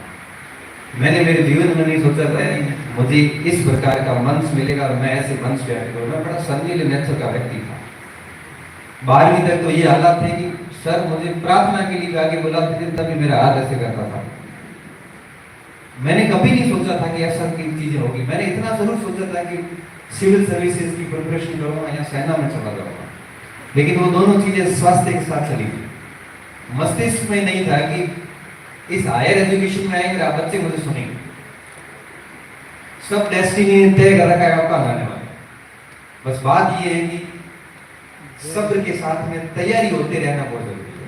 बस मेहनत करते रहो। आप कहां पहुंचने वाले हो ये आपको नहीं पता। चार पंक्तियां आती है, सुरेंद्र जी बोलते हैं तो मैं भी थोड़ी बोल लेता हूं कि ख्वाब जहां पलते हैं, ख्वाब तो आप समझते हैं कि ख्वाब जहां पलते हैं मेरे, खबर वहां तक रखता हूं। ख्वाब जहां तक पलते हैं मेरे, खबर वहां तक रखता हूं। जमीन पर पांव है मेरे और नजर आसमान तक रखता हूं। जमीन पर पांव, डाउन टू अर्थ होना व्यक्ति को बहुत ज्यादा जरूरी है। और नजर आसमान पर रखता हूं और मंजिल से भी वादा कर रखा है मैंने मिलने का। मंजिल से भी वादा कर रखा है मैंने मिलने का। और अब देखना ये होगा कि सब्र कहां तक रखता हूं, सब्र कहां तक रखता हूं। ये बहुत जरूरी होता है। 2 महीने में कई बार आपको रिजल्ट सही होता है। मैं कई बार मेरे पास मैसेज आते सर आपका कोर्स लिया है और 6 महीने में हो जाएगा। 6 महीने में बेटा वैलिडिटी पूरी होगी और तो कुछ नहीं। 6 महीने में कोर्स नहीं होता। क्यों? क्योंकि आप किताब से पढ़ो, चाहे आप कोर्स से पढ़ो, चाहे आप गाइड से पढ़ो, एक विषय अपना समय लेता है। आपको उसको दिमाग में डालने, वापस 4 से 5 बार रिवीजन करने में वक्त लगेगा। अगर 1-1.5 साल के लिए सब्र रख सको तो तैयारी करो। आपको लगता है कि नहीं हमें 5 और 6 महीने में नौकरी चाहिए, तो बेटा वो पॉसिबल नहीं। क्योंकि कोई भी सब विषय हो, चाहे पॉलिटिकल साइंस हो, चाहे हिस्ट्री हो, चाहे हिंदी हो, चाहे इंग्लिश हो, विषय अपना प्रॉपर समय मांगता है। और जब मैं कहता हूं कि आप बाड़मेर छोड़ के या जालोर छोड़ के या जोधपुर छोड़ के या नागौर छोड़ के यहाँ सूरतगढ़ आते हैं, तो आपको तो वहां से केसरिया करके आना चाहिए। फिर ये घंटे काउंट नहीं होते, 14 हुए कि 15 हुए। मैं पूछते हो ना, मुझे बड़ा कैसे दया सी आती है, पूरा दुखी आते हैं कितने घंटे पढ़े, तो मैं कहूँगा 3 घंटे पढ़ना है। 3 घंटे पढ़े, घंटे काउंट क्यों पढ़ने पड़ रहे हैं? जब वहां से घर से निकल ही गए तो ठीक से निकलो ना भाई। अब पता है कि जैसे खानवा के युद्ध में महाराज सागा निकले हैं और हसन खान मेवाती अगर निकला है, तो ये सोच के निकला है कि जिंदा बाबर भोजन करेंगे महाराज। तो ये सोच के निकले हैं कि यहाँ तो बाबर रहेगा या हम रहेंगे, बात खत्म। और फिर युद्ध भी उस स्तर का होता है, और युद्ध उस स्तर का होता है, फिर परिणाम भी उस स्तर के आते हैं। और 400-500 साल बाद में भी हम याद करते हैं। इसलिए कहते हैं कि जब घर से निकल ही गए हैं, तो मुझे लगता है कि ना घंटे काउंट करने चाहिए, ना पोस्ट काउंट करनी चाहिए, ना कंपटीशन कितना मार्केट का ये देखना चाहिए। हमें सिर्फ ये देखना है कि आप कितने रेडी हैं। मैं आपको 5 प्रश्न पूछ लूं और क्या आप मुझे उत्तर देने में सक्षम हैं? कई बार मैं बच्चों से बात करता हूँ, तैयारी है पूरी? कहाँ तैयारी पूरी? प्रश्न पूछूंगा, प्रश्न नहीं पूछना। क्यों? तो तैयारी कैसे पूरी? कॉन्फिडेंस तो ये होना चाहिए ना कि तैयारी पूरी है, कहीं से भी पूछ सकते हो। मैं इंटरव्यू देने गया कॉलेज लेक्चर प्रोफेसर का, उन्होंने जाके पूछा कि कौन सा बात तैयार करके आए? यद्यपि मैंने राजस्थान इतिहास और विश्व इतिहास नहीं पढ़ा था, क्योंकि इतना टाइम मिला नहीं, इंडियन हिस्ट्री पढ़ गया। मैं सब सारा कॉन्फिडेंस तो रखो, सारा है नहीं आएगा तो मना करते हैं, घबरा थोड़ी है, तैयार तो है तो परीक्षा पास हुई। कहाँ से पूछे? मैं जैसा भी आपको ठीक करें, तो आधुनिक से पूछ लें। हाँ सर वही पढ़ा हुआ था, मन में सोचा वही पढ़ा हुआ।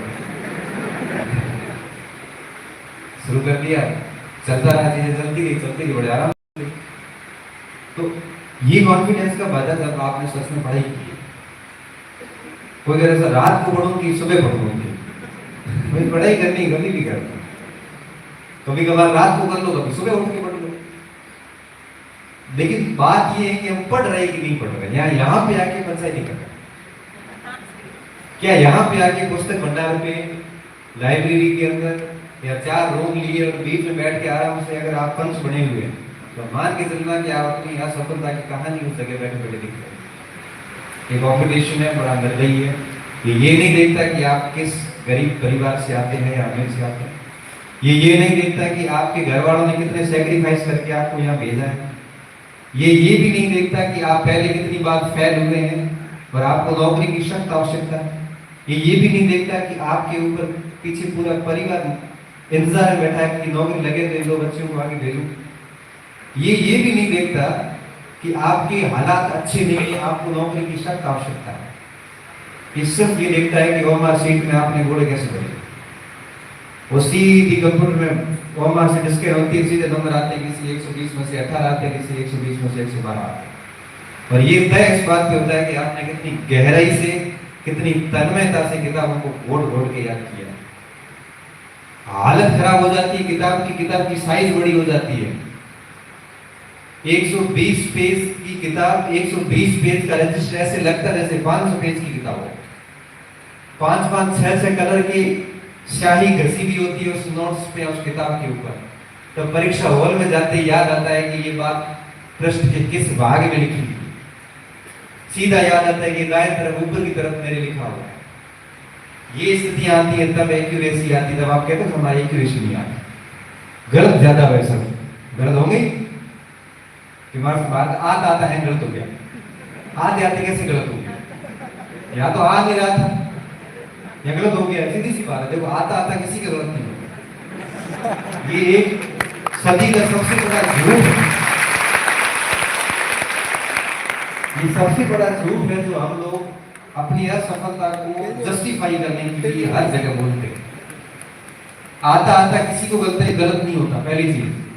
दूसरी बात, जब हम बाहर निकल के कहते हैं कि आधे नंबर में फेल हो गए, 1 नंबर ही डाल रहे हो, भाई साहब आपने परीक्षा हॉल में पूरी ताकत लगा ली थी, 1 नंबर आया नहीं। आप 1 नंबर से नहीं हुए।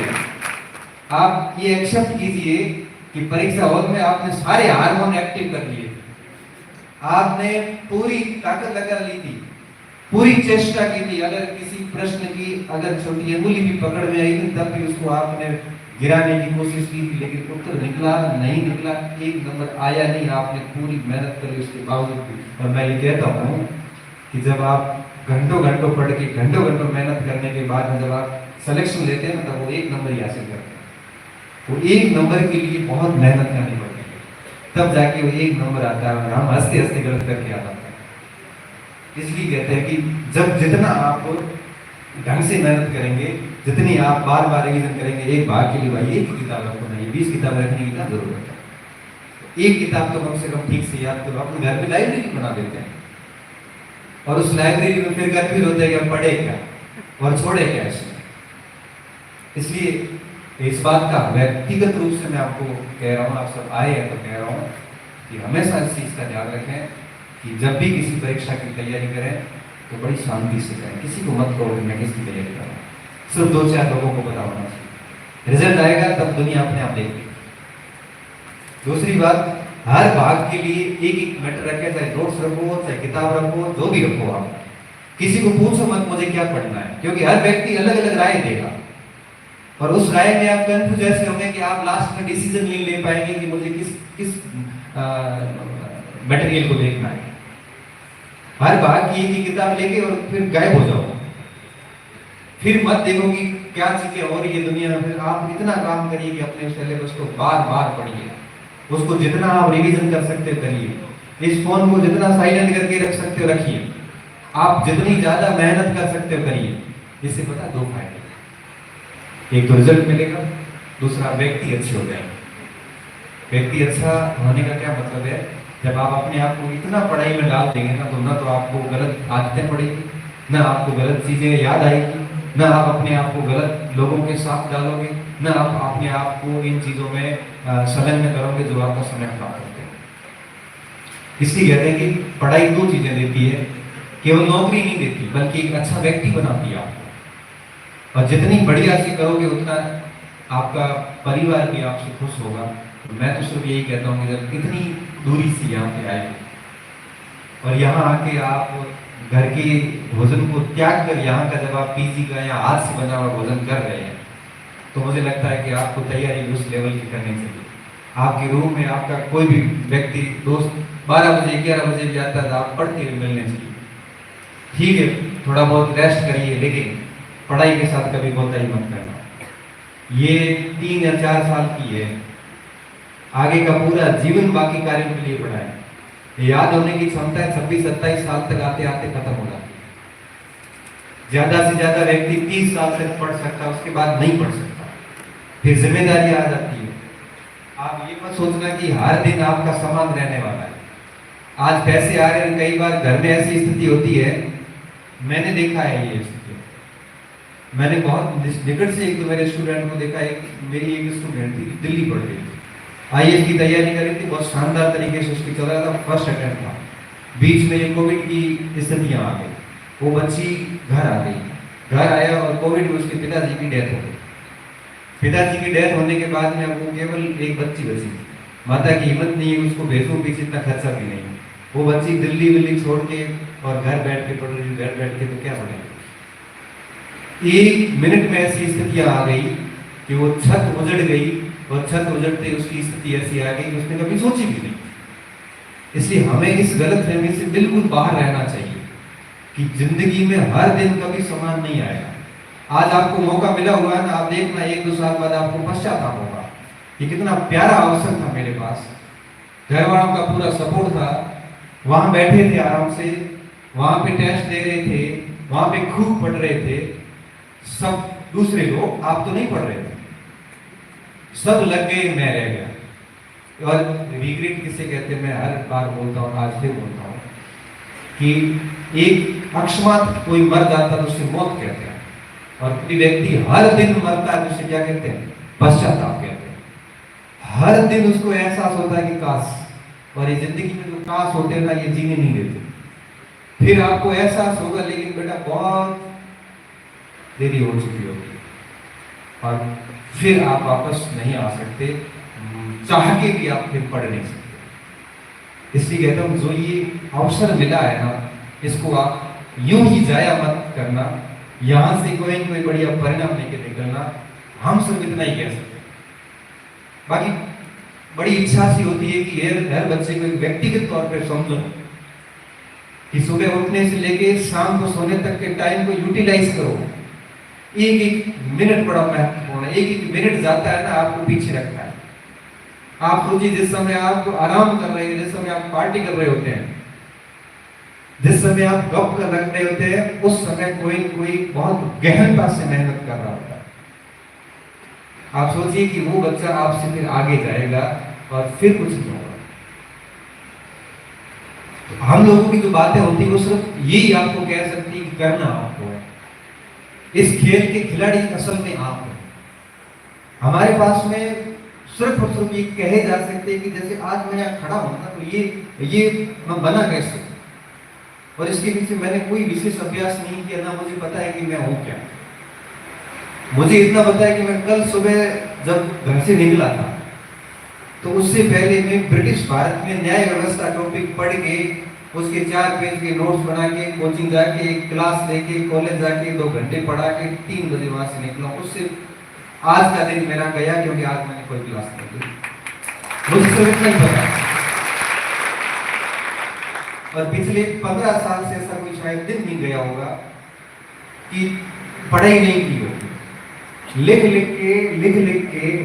और जब वो रजिस्टर देखता हूँ ना, आज भी ऐसे अकेले खड़ा होता हूँ, रजिस्टर देखता हूँ, खाली पड़ी 50-60 पेन, जो मैंने वर्जन 5 पायलट, वो पेन खाली करके जो साइड में डालनी पड़ी है, वो जो देखता हूँ तो बड़ा सुकून मिलता है कि मेहनत की है और अच्छा है। ये ऐसा इन्वेस्टमेंट है जो आपको इतना रिटर्न देता है जिसकी कल्पना आपने कभी नहीं की होगी। इसलिए कह रहा हूं कि एक मिनट की इंपोर्टेंस को समझना, इसको बर्बाद मत करना। और 1 साल, 1.5 साल, 2 साल तक अगर आप ढंग से लग जाते हैं तो मुझे लगता नहीं है कि रिजल्ट रिटर्न नहीं मिलेगा। बाकी एक वो बात आती है कि किसी को कोई बच्चा कहता है याद क्यों होता है, कोई कहता है मेरा दिमाग ठीक नहीं है, मतलब मुझे ठीक चीजें याद नहीं होती है। मैं सिर्फ एक ही बात कहता हूँ कि ये मस्तिष्क वाली बात जो है ना, ये बहुत बड़ा झूठ है। याद तो मुझे भी नहीं होता था, मेरे भी दर्शन में 49% ही बने थे, खूब रटने की कोशिश की, याद ही नहीं आया परीक्षा में। याद तो मुझे भी नहीं होते थे, 12वीं में भी ऐसे ही कुछ हुआ। तब मैं कहता हूं कि याद वाली बात गलत है। सच ये है कि आपने सीमित मटेरियल को लेके न तो शॉर्ट नोट्स किए, न उनको 8-10 बार पढ़ा। अगर ऐसा किसी ने किया तो उसको खूब याद हुआ है। आप अगर सोचते सोचते आप ऐसे पढ़ोगे ऐसे, ये पढ़ाई नहीं है बेटा, ये खाली आप पढ़ाई का प्रदर्शन। इसलिए बहुत बढ़िया पढ़ाई कीजिए। बाकी मैं इतना कहूँगा कि यहाँ पे आप बैठे हैं तो आपके सामने खूब चुनौतियाँ आएगी, खूब चुनौतियाँ आएगी। चुनौतियाँ ऐसी ऐसी आती हैं कि हम बता भी नहीं पाते कि आपके सामने, क्योंकि हर व्यक्ति के सामने अलग अलग चुनौती होती है। हर व्यक्ति किसी न किसी स्ट्रगल को फेस कर रहा होता है। तब मैं कई बार कहता हूँ कि आप किसी भी व्यक्ति का कोई मजाक मत करो, क्योंकि नई समस्या से गुजर रहा है। हर व्यक्ति का रिस्पेक्ट करिए, क्योंकि कल वो कहाँ पे जाने वाला है ये आपको पता नहीं। हर व्यक्ति को सम्मान की दृष्टि से देखिए। आपको नहीं पता कि वो व्यक्ति क्या है और क्या करने वाला है। और किसी की भी, मैं कई बार मेरी ऑफलाइन क्लासेस में कहता हूँ कि किसी की भी मजाक मत करो। क्यों? क्योंकि हर व्यक्ति अलग प्रकार की समस्या से गुजर रहा है और उन शब्दों से वो बहुत परेशान है, जिसका आंकलन आप लगा नहीं सकते। परेशान हो गए इसको लेके ये चावल परेशान हो गए गलत सी जगह आगे बात अच्छा ना आगे तो कोई म्यूजिक सिस्टम हो रहा है कोई बढ़िया बढ़िया। लेकिन क्या है कि भाषण दुनिया में सबसे मुश्किल काम होता है किसी को सुनना, और सबसे आसान होता है बोलना, जो मैं कर रहा हूँ, और आप सबसे मुश्किल काम कर रहे हैं। इसको आप ले चलते हैं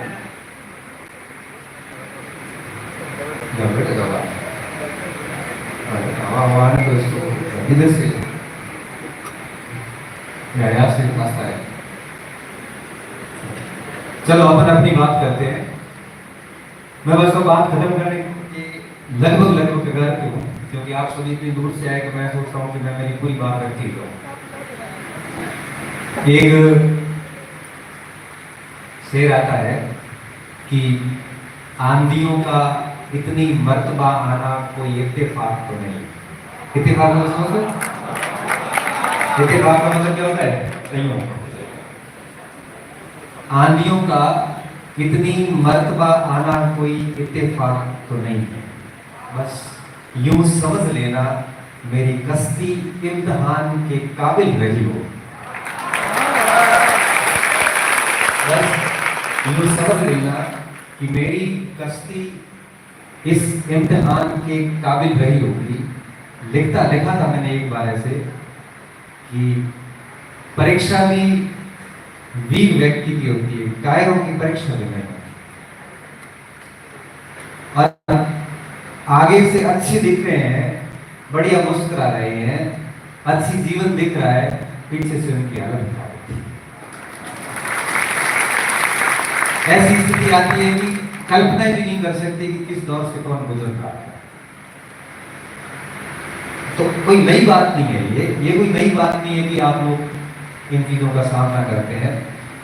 तो यहाँ बैठे हुए जितने भी स्टूडेंट हैं उन सबको जाते जाते मैं इतना कहूँगा कि आप उस ध्येय को याद रखना कि आप यहाँ पे आए किस लिए। आप अपने उस माता पिता के चेहरे को याद रखना कि कितना मुश्किल से आपके लिए सेक्रीफाइस कर रहे हैं, कैसे कितने मुश्किल से ले रहे हैं। घर जाते हैं, देखते हैं कि माँ के हाथों की स्थिति, पैरों की स्थिति देखना तो उसके अंदर घाव हो गए। बाढ़ में जिसमें मैं स्पेशली मैं सबके जानता हूँ कि क्या लगता है। उन लकीरों को याद करना कि कितना कुछ मुश्किल से वो मैनेज कर रहे हैं। फिर देखिए, सबसे बुरी चीज होता है उम्मीद का टूटना। उम्मीद लगा लेते हो तो टूट जाती है ना, वो बहुत दुख देती है। और घर वाले आपको पैसे के साथ उम्मीदें बेचते हैं।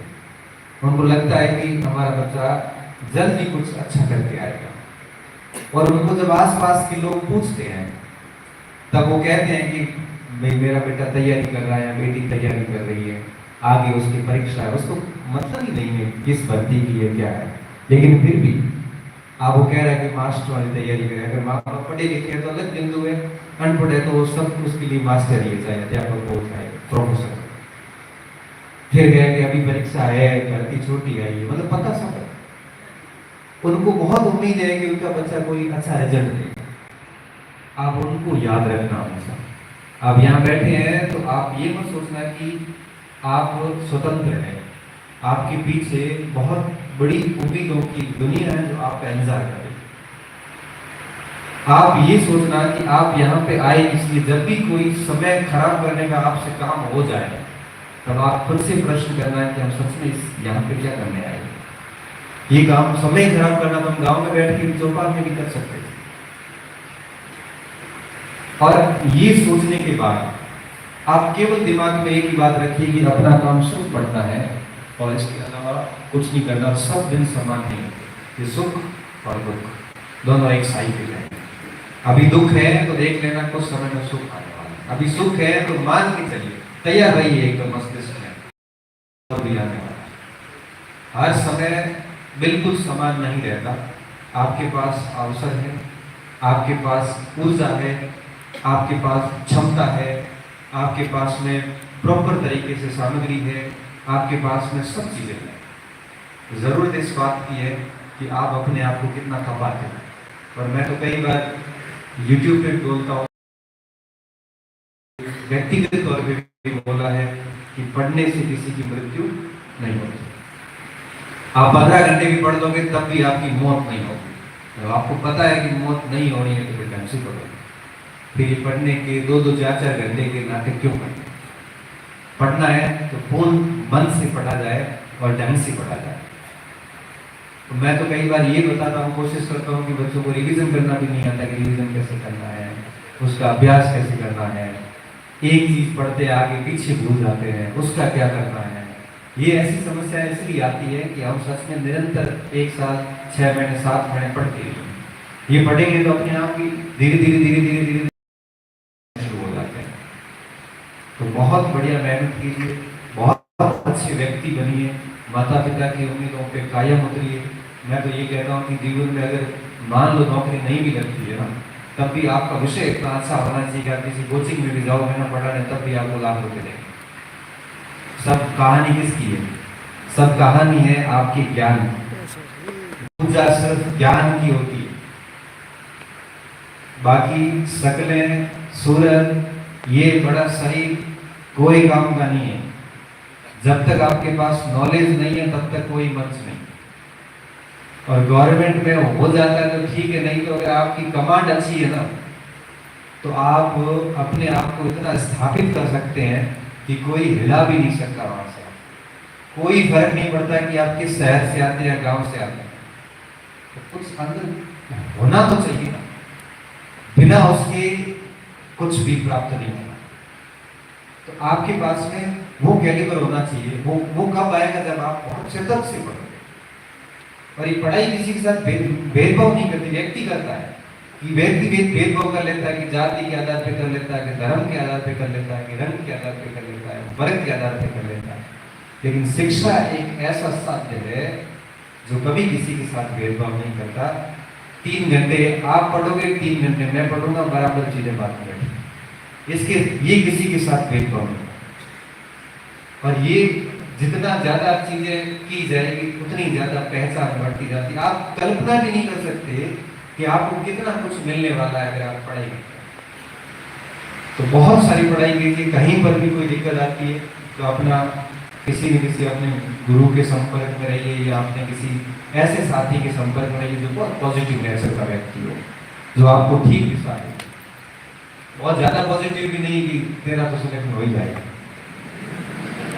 ऐसा पॉजिटिव व्यक्ति भी नहीं होना चाहिए जो ये कहता रहे कि तेरा मतलब मारवाड़ी में थारो नहीं हो क्यों नहीं।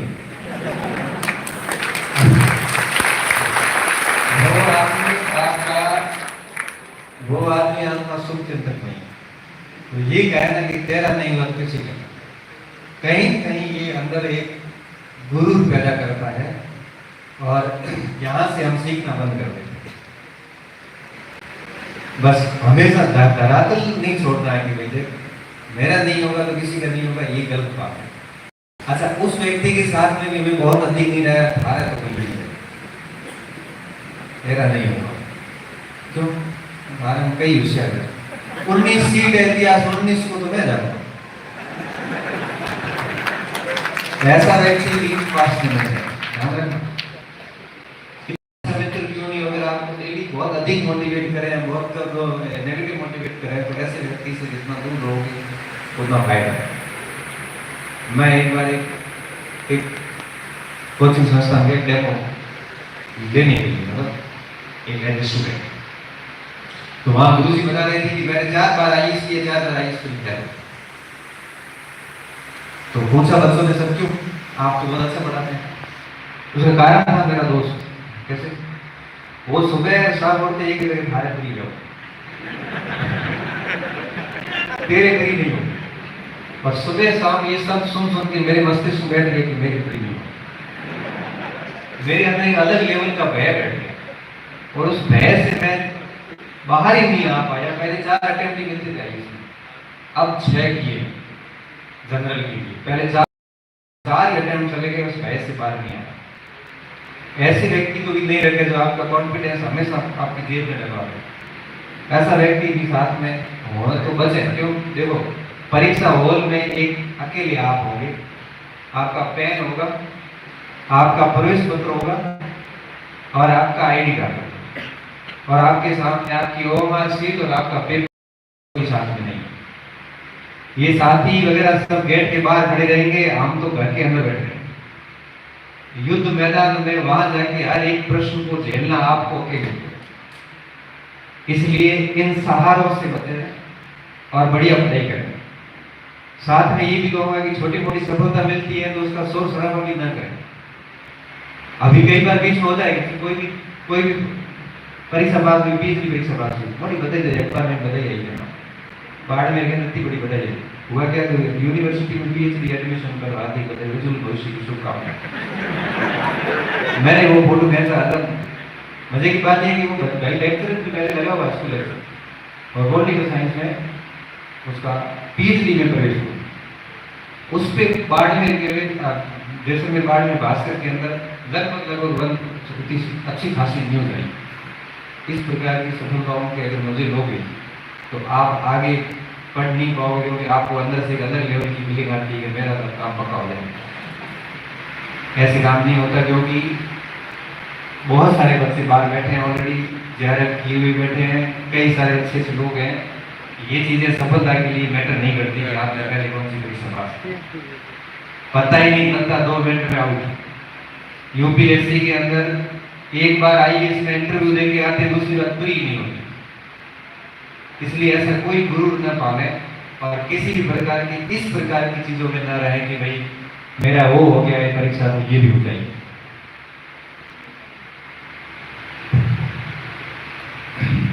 अब काफी और 4 लाइनों के साथ मैं मेरी बात खत्म करूंगा, फिर वापस कभी मिलेंगे, और उम्मीद करता हूँ कि आप सब सफल होंगे तो सफलता के बाद ही मिलेंगे, है ना। और मुझे बड़ी, और हम तो चाहते हैं कि आप सफल हो, और सफल होने के बाद में आप अच्छे ही कार्यक्रम करो, और फिर आओगे सर आओगे एक बार फिर मोटिवेशन दे गया था तो माना के थोड़ा सा वैसे ये मोटिवेशन नहीं है, ये मार्गदर्शन है। मोटिवेशनल स्पीकर्स की सूरत में वैसे कोई कमी है नहीं, यहाँ तो मोटिवेशन खूब है। मैं तो केवल बताने आया हूँ कि किन किन चीजों का ध्यान रखना है कि हालात के कदमों पे कलंदर नहीं गिरता। कैसी भी हालात हो ना, कलंदर नहीं गिरते। वाह, बहुत बढ़िया, वाह वाह, बहुत अच्छा कर रहा है। हालात के कदमों पे कलंदर नहीं गिरता, टूटे भी तो तारा जमीन पर नहीं गिरता, टूटे भी तो तारा जमीन पर नहीं गिरता। गिरते हैं समंदर में पड़े शौक से दरिया, गिरते हैं समंदर में पड़े शौक से दरिया, लेकिन किसी दरिया में कभी समंदर नहीं गिरता।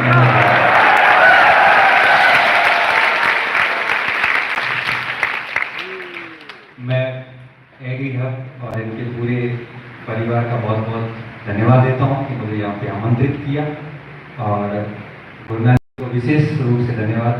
पहली बार सूरतगढ़ सर ने दिखाया मुझे, और आपका GL का जो सम्मान समारोह था, प्रतिभा सम्मान समारोह, जिसमें लगभग 700 से 800 बच्चे सर के इंग्लिश के वरिष्ठ अध्यापक और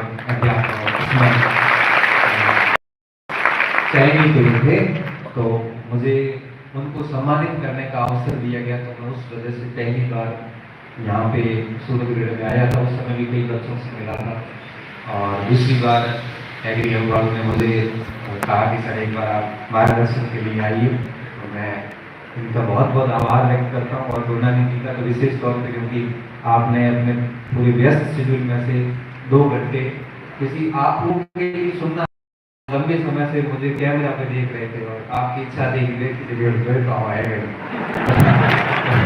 तो आप लोगों ने तो सुन लिया, लेकिन सर को इन बातों से कोई लेना देना नहीं है, लेकिन फिर भी सुनना, उसलिए मुझे आपका मैं बहुत सम्मान करता हूँ। मेरे यहाँ वरिष्ठ हैं, और साथ साथ में सुरेंद्र जी का विशेष तौर पर धन्यवाद कि आपको जब ये बात पता चलेगी, हालांकि मुझे पता ही नहीं था कुछ भी क्या है कैसे है, आपकी और सवाई जी की आपस में बात हुई। सवाई जी आपके हिस्ट्री पॉइंट पे जो कोई भी समस्या होती है तो समाधान यहीं से मिलता है। आपकी टेक्निकल इश्यूज हो चाहे गाइडेंस हो, तो सब यही देते हैं, मैं कुछ भी नहीं देता हूँ। अच्छा, ये तो सवाई जी और इन दोनों का विशेष तौर पे आभार।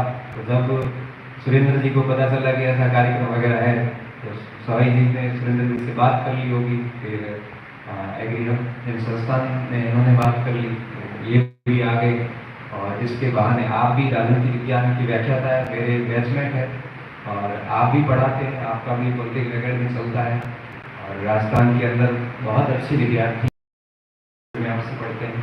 तो मुझे बड़ा ऐसा गर्व सा होता है कि मेरे पूरे ग्रुप में, मेरा ग्रुप जितना भी था उसमें IAS से लेके RAS से लेके व्याख्याता से लेके सब व्यक्ति सेलेक्ट है। आज की तारीख में एक भी व्यक्ति सिस्टम से बाहर नहीं, एक भी। 2007 के अंदर मुझे किसी कारणों से हॉस्टल से निष्कासित किया गया, बदमाश था थोड़ा सा सर, तो निष्कासित बकायदा किया था, मीटिंग बैठी थी, पूरी सिंडिकेट बैठी थी, तो और बड़े धूमधाम से मुझे बाहर का रास्ता दिखाया गया। उसके बाद मेरे जीवन का यू टर्न आया, और 20-30 साथी एक से एक जुड़ते गए। पहले 2 हुए, 4 हुए, 5 हुए, 20 साथी जुड़ गए। उन सब ने मेरी अमूल्य पकड़ी, सबसे छोटा भाई था, और आज उसी का परिणाम मैं हूँ। बाकी देखो, माता पिता ने तो केवल पैसे भेजे और उम्मीद रखी हमारे से, उन्होंने भरोसा किया। मेरे पिताजी को तो अभी तक भरोसा नहीं होता है कि ये सच में कहीं बोलता होता है क्या है, नहीं होता। मेरे परिवार को आज भी नहीं होता, वीडियो सुनते हैं अब हो गया। बाकी शुरुआत में पहली नौकरी में तो पापा बोले कि डफोड़ बनाना मूवीज बड़ी हो,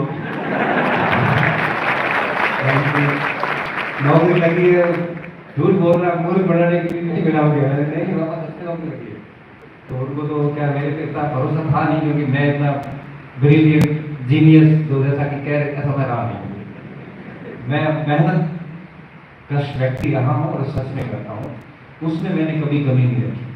तो मेरे जितने भी ग्रुप के स्टूडेंट थे, आज सारे बहुत अच्छी अच्छी जगह है। किसी भी जिले में जाते हैं तो हमारे वो बढ़िया सर्किट हाउस में व्यवस्था होती है, या उनके अफसर मैस में व्यवस्था होती है। चाहे कश्मीर जाए, चाहे कन्याकुमारी जाए, किसी भी जगह जाते हैं हमारे सारे साथी हैं। और अब तो खुशी की बात ये है कि स्टूडेंट भी कॉलेज में आ गए। अब परसों गवाही देने गया था सर, कोई पुराना मैटर था वो स्कूल में, गवाही वो स्कूल में किसी ने आग लगा दी थी, ऑफिस जला दी थी। मैं क्या है, सुबह पहले चला गया, सबसे पहले मैं जाता था स्कूल, तो गवाह पुलिस ने मुझे ही बनाया गया। आपने देखा था, मैंने देखा। तो उसकी गवाही के लिए मैं किसी स्कूल में गया, विभागीय था उसकी सर। तो वहाँ जैसे मैं प्रवेश किया तो 12वीं कक्षा सबसे पहले गेट पे बैठी। केराडाड़ा गाँव है, तो आप सोचो छोटा सा गाँव है, बहुत दूर है। अंदर जाते एक बच्ची बोली गणपति जाए, 12वीं क्लास की बच्ची, उसको क्या कहना देना गणपति से। तो उनके सर बैठे, सर ने कहा क्या बोलो, तो गणपति में आते हैं।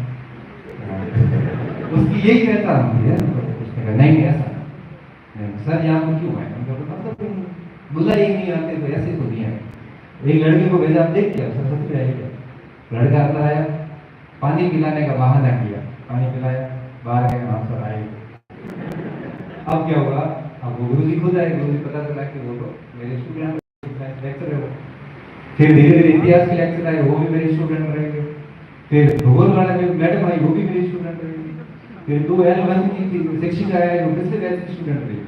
उन्होंने कहा सर तो एक सेमिनार होगा मोटिवेशन, घंटी लगाई, बच्चों को पूरा किया, परिसर में इकट्ठा, और वो बाइक लाया अफसर में। मैं भाई गवाही देने आया हूँ, तैयार नहीं है। तो सर आए, वापस कब आओगे? ये तो लक्ष्मण का धन्यवाद है कि ऑफिस जलाई और आप गवाही देने आए। आप क्यों आते हो? क्यों आते हैं? फिर मैंने 10-15 मिनट समझाया कि उनको उसके खिलाफ ही मामला था होगा। तो दरअसल मैं ये बताना चाह रहा हूँ कि हमारा सारा ग्रुप जो था ना बहुत अच्छी जगह है। उसमें शिक्षक हम 5-7 लोग टीचर्स बन गए, और अब वो लोग हमें देख के उनको अंदर से एक ईर्ष्या भाव आता है। ईर्ष्या खुशी वाली ईर्ष्या, ईर्ष्या भी 2 टाइप की होती है, एक खुशी वाली होती है। और मुझे कहते हैं आप लोग कितने सही जगह हो, क्यों कॉलेज जाते हो आराम से, बड़े बच्चे आते हैं, डेली आप हजारों बच्चों से मिल रहा है, तो एक आदमी मिलन वास्ते तरसता है। अधिकारी बन गए, डेकोरम रखना पड़ता है, चपरासी से भी बात नहीं कर सकते, पूरे दिन में 2 या 3 लोगों से बात करके ऊब गए।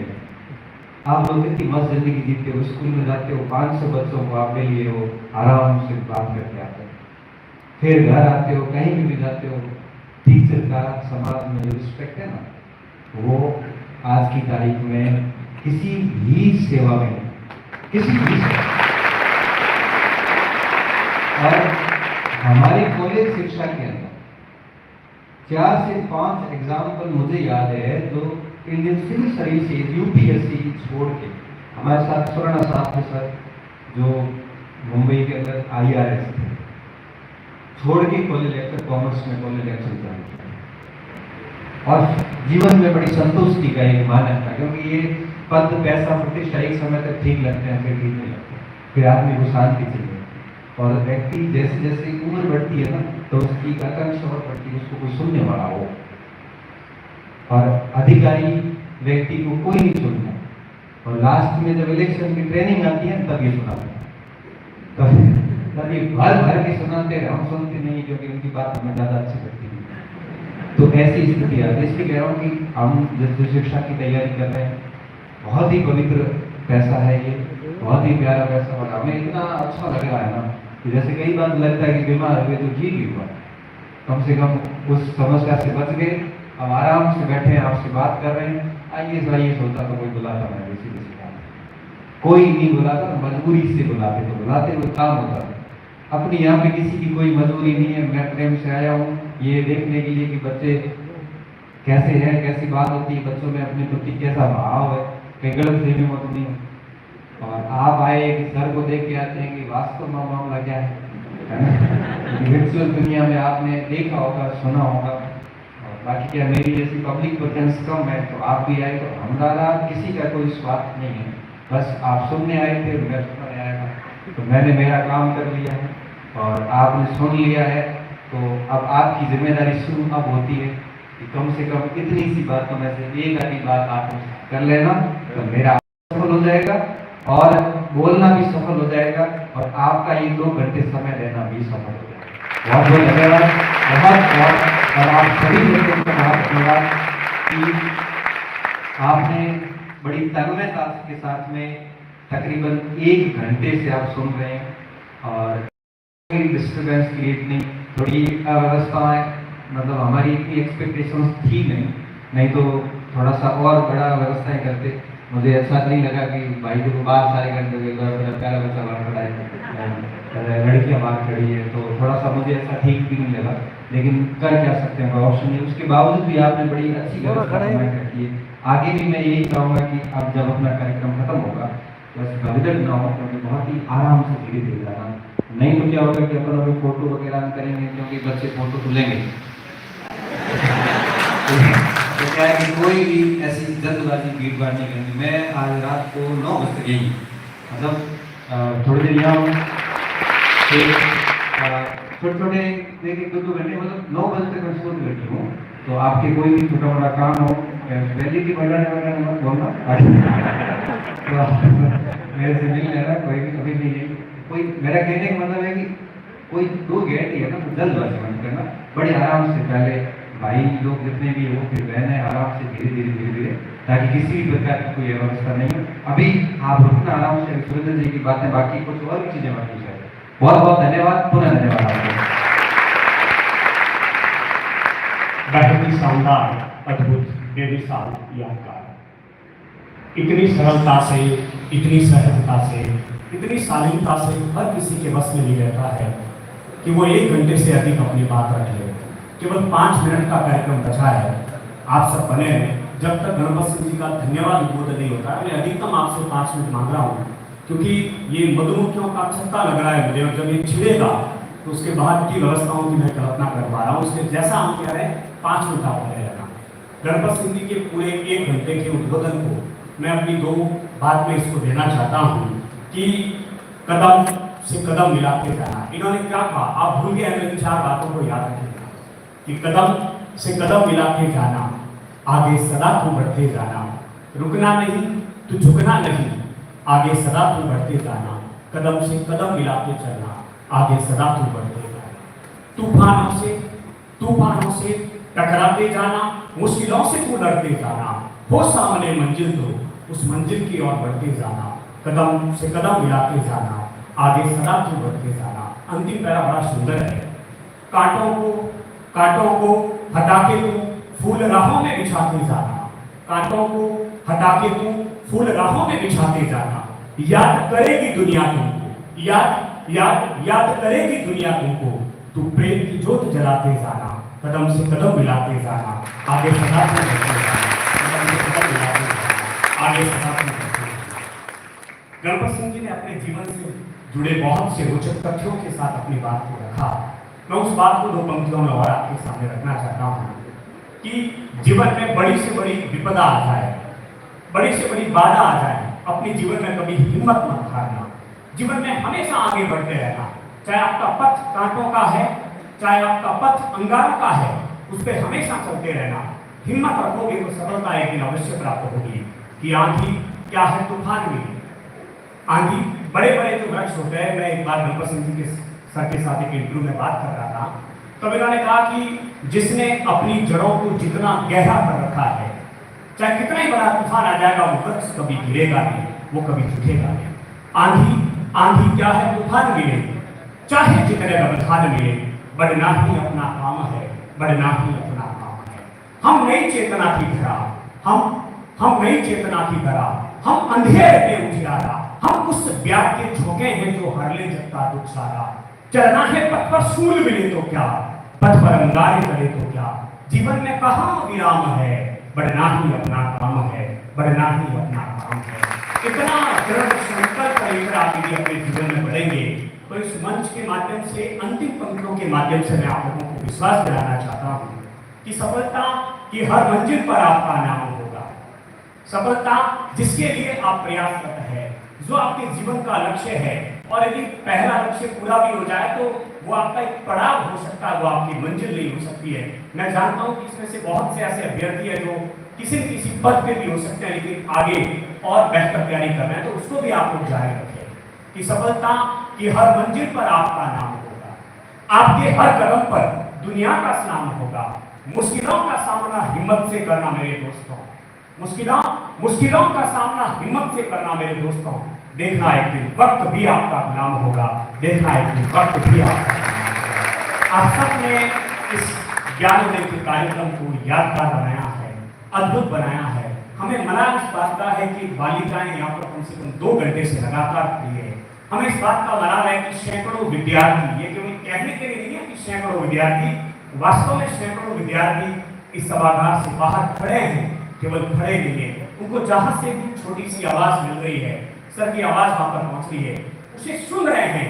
ये अपने शिक्षक के प्रति प्रतिबद्धता है, ये अपने शिक्षक के प्रति स्नेह है, ये अपने शिक्षक का सम्मान है, ये आदर है। और जिस दिन एक विद्यार्थी के मन में इस प्रकार का संकल्प, इस प्रकार के आदर भाव ऊपर हो जाते हैं तो उसको सफल होने से जीवन में कोई भी रोक नहीं सकता है। इस कार्यक्रम की अंतिम कड़ियों में मैं धन्यवाद उद्बोधन हेतु मंच पे आमंत्रित कर रहा हूँ। आप लोगों से गणपत सिंह जी सर की तरफ से मैं अनुरोध कर रहा हूँ कि धन्यवाद उद्बोधन सुधीर जी बिश्नोई मंच पर आते हैं, अपनी बात रखते हैं 2 मिनट में, तब तक आप लोग बने रहेंगे। मैं सुधीर जी को इन पंक्तियों के माध्यम से, मेरी सबसे प्रेरक पंक्तियों के माध्यम से मंच पे आमंत्रित करता हूँ कि आप उस पक्षी से सबक लेना। बसंत ऋतु में 7 समुद्र पार करके हमारे यहाँ पर कई पक्षी आते हैं, आप उससे सबक लेना। वो उसके ठहरने के लिए कहाँ जगह होती है, कोई नीड नहीं होता है, कोई बसेरा नहीं होता है, लेकिन वो अनवरत उड़ता रहता है जब तक कि अपने लक्ष्य तक पहुंच नहीं पाता है। उड़ान से रिश्ता रखता है पंछी, वो केवल उड़ान से रिश्ता रखता है। उड़ान से रिश्ता रखता है पंछी, आसमान से रिश्ता रखता है पंछी। मंजिल चाहे दूर कितनी भी क्यों ना हो, मंजिल चाहे दूर कितनी भी क्यों ना हो, थकान से कब रिश्ता रखता है पंछी, थकान से कब रिश्ता रखता है पंछी। आप भी बिना थके, बिना रुके अपने जीवन की सफलता के मार्ग पर आगे बढ़ते हैं। गणपत सिंह जी सर का मार्गदर्शन आप सबके साथ हमेशा रहेगा। आप सबकी तालियों के साथ धन्यवाद निवेदन करूंगा सुधीर जी की कि आप मंच पर आए और सबका आभार व्यक्त करें। सबसे पहले मेरा मां सरस्वती चरणों में नमन, उसके बाद में मार्गदर्शन पर आ गए हमारे डॉक्टर गणपत सर के, अपनी टीम की तरफ से धन्यवाद है, जिन्होंने बहुत निवेदन के बाद में समय मिला है। बच्चों ने बहुत ही निवेदन किया अभी सर आपसे मिलने का, कुछ ने तो यूट्यूब पे देखा होगा और मिलने का सर से बहुत ही कम है, और आज मिलने का मौका मिल भी नहीं रहा है। इसके लिए मैं सर के साथ धन्यवाद के साथ साथ में जो श्रोता आए हुए हैं उनको ज़्यादा आभारी हूँ, क्योंकि जब श्रोता नहीं होता है तो वक्ता का काम नहीं होता है, और मैनेजमेंट टीम के साथ जब वक्ता सुनने वाला होता है तो श्रोता ऑटोमेटिक आगे सुनने में भावुक होता है। इसके लिए जो अपना अमूल्य समय दे के हमारे इस प्रोग्राम में अपना भागीदारी निभाए हैं, अतिथिगण हैं चाहे विद्यार्थीगण हैं, उसके लिए मैं मेरी पूरी एक टीम से स्फूर्ति करने के लिए आपका आभारी हूँ। धन्यवाद। बहुत बहुत आभार। मैं 2-3 मिनट को सूचना दे रहा हूँ, आप लोग ठीक से सुने। और सूचना से पहले, क्योंकि मुझे पता है कि यहाँ सैकड़ों विद्यार्थी वह है जिनको कभी कभी किसी परीक्षा में असफलता प्राप्त हुई है, मैं उनके लिए सोहनलाल द्विवेदी जी की पंक्तियों का अंतिम पैरा पढ़कर इस कार्यक्रम को अंत कर रहा हूँ, क्योंकि उनको भी एक संबल मिले। आपने भी कभी इन पंक्तियों को नहीं सुना है, कभी नहीं पढ़ा है, तो हिम्मत कभी नहीं आएगी कि लहरों से डर कर नौका पार नहीं होती और कोशिश करने वालों की कभी हार नहीं होती। अंतिम पैरा बड़ा शानदार है कि असफलता एक चुनौती है, हम सबको कभी न कभी असफलता प्राप्त होती है। असफलता एक चुनौती है, इसे स्वीकार करो। क्या कमी रह गई देखो और सुधार करो। जब तक ना हो सफल नींद चैन को त्यागो तुम, जब तक ना हो सफल नींद चैन को त्यागो तुम, संघर्ष का मैदान छोड़कर भागो तुम, कुछ किए बिना ही जय जयकार नहीं होती और कोशिश करने वालों की कभी बहुत बहुत आभार, बहुत बहुत धन्यवाद। सूरजगढ़ आप सबका तहे दिल से आभार, सबका बहुत बहुत धन्यवाद। अब मैं आपसे एक बात ही कह रहा हूँ कि गणपत सिंह जी सर 2 घंटे यहाँ देंगे, आप सब निश्चित रहिए, सबके साथ फोटोग्राफी होगी, लेकिन उसकी व्यवस्था ये है कि आप सबकी सीट पर कॉफी चाय आनी थी, लेकिन जगह नहीं थी, लाए कहाँ से, इसलिए बाहर कॉफी की व्यवस्था है। तो लड़के जो है, छात्र जो है, उनसे इस बार फर्स्ट लड़कों को रखते हैं। छात्र जो है बाहर जो ग्राउंड है उसमें आप खड़े रहें, बातचीत करें, कॉफी पिए। लड़कियां सभी यहीं पर रहेगी, सबकी जो भी 2-4 मिनट 2-4 मिनट आपको 10-15 मिनट छात्राओं को ये रहना है, और सभी विद्यार्थियों से सर एक से इंडिविजुअल बात मिलेंगे। आप थोड़ा सा बाहर धैर्य के साथ में बैठे, तो आप सबसे निवेदन रहेगा और किसी को टाई और पेन भी को लेकर जाए, सबको मिल जाएगी। आप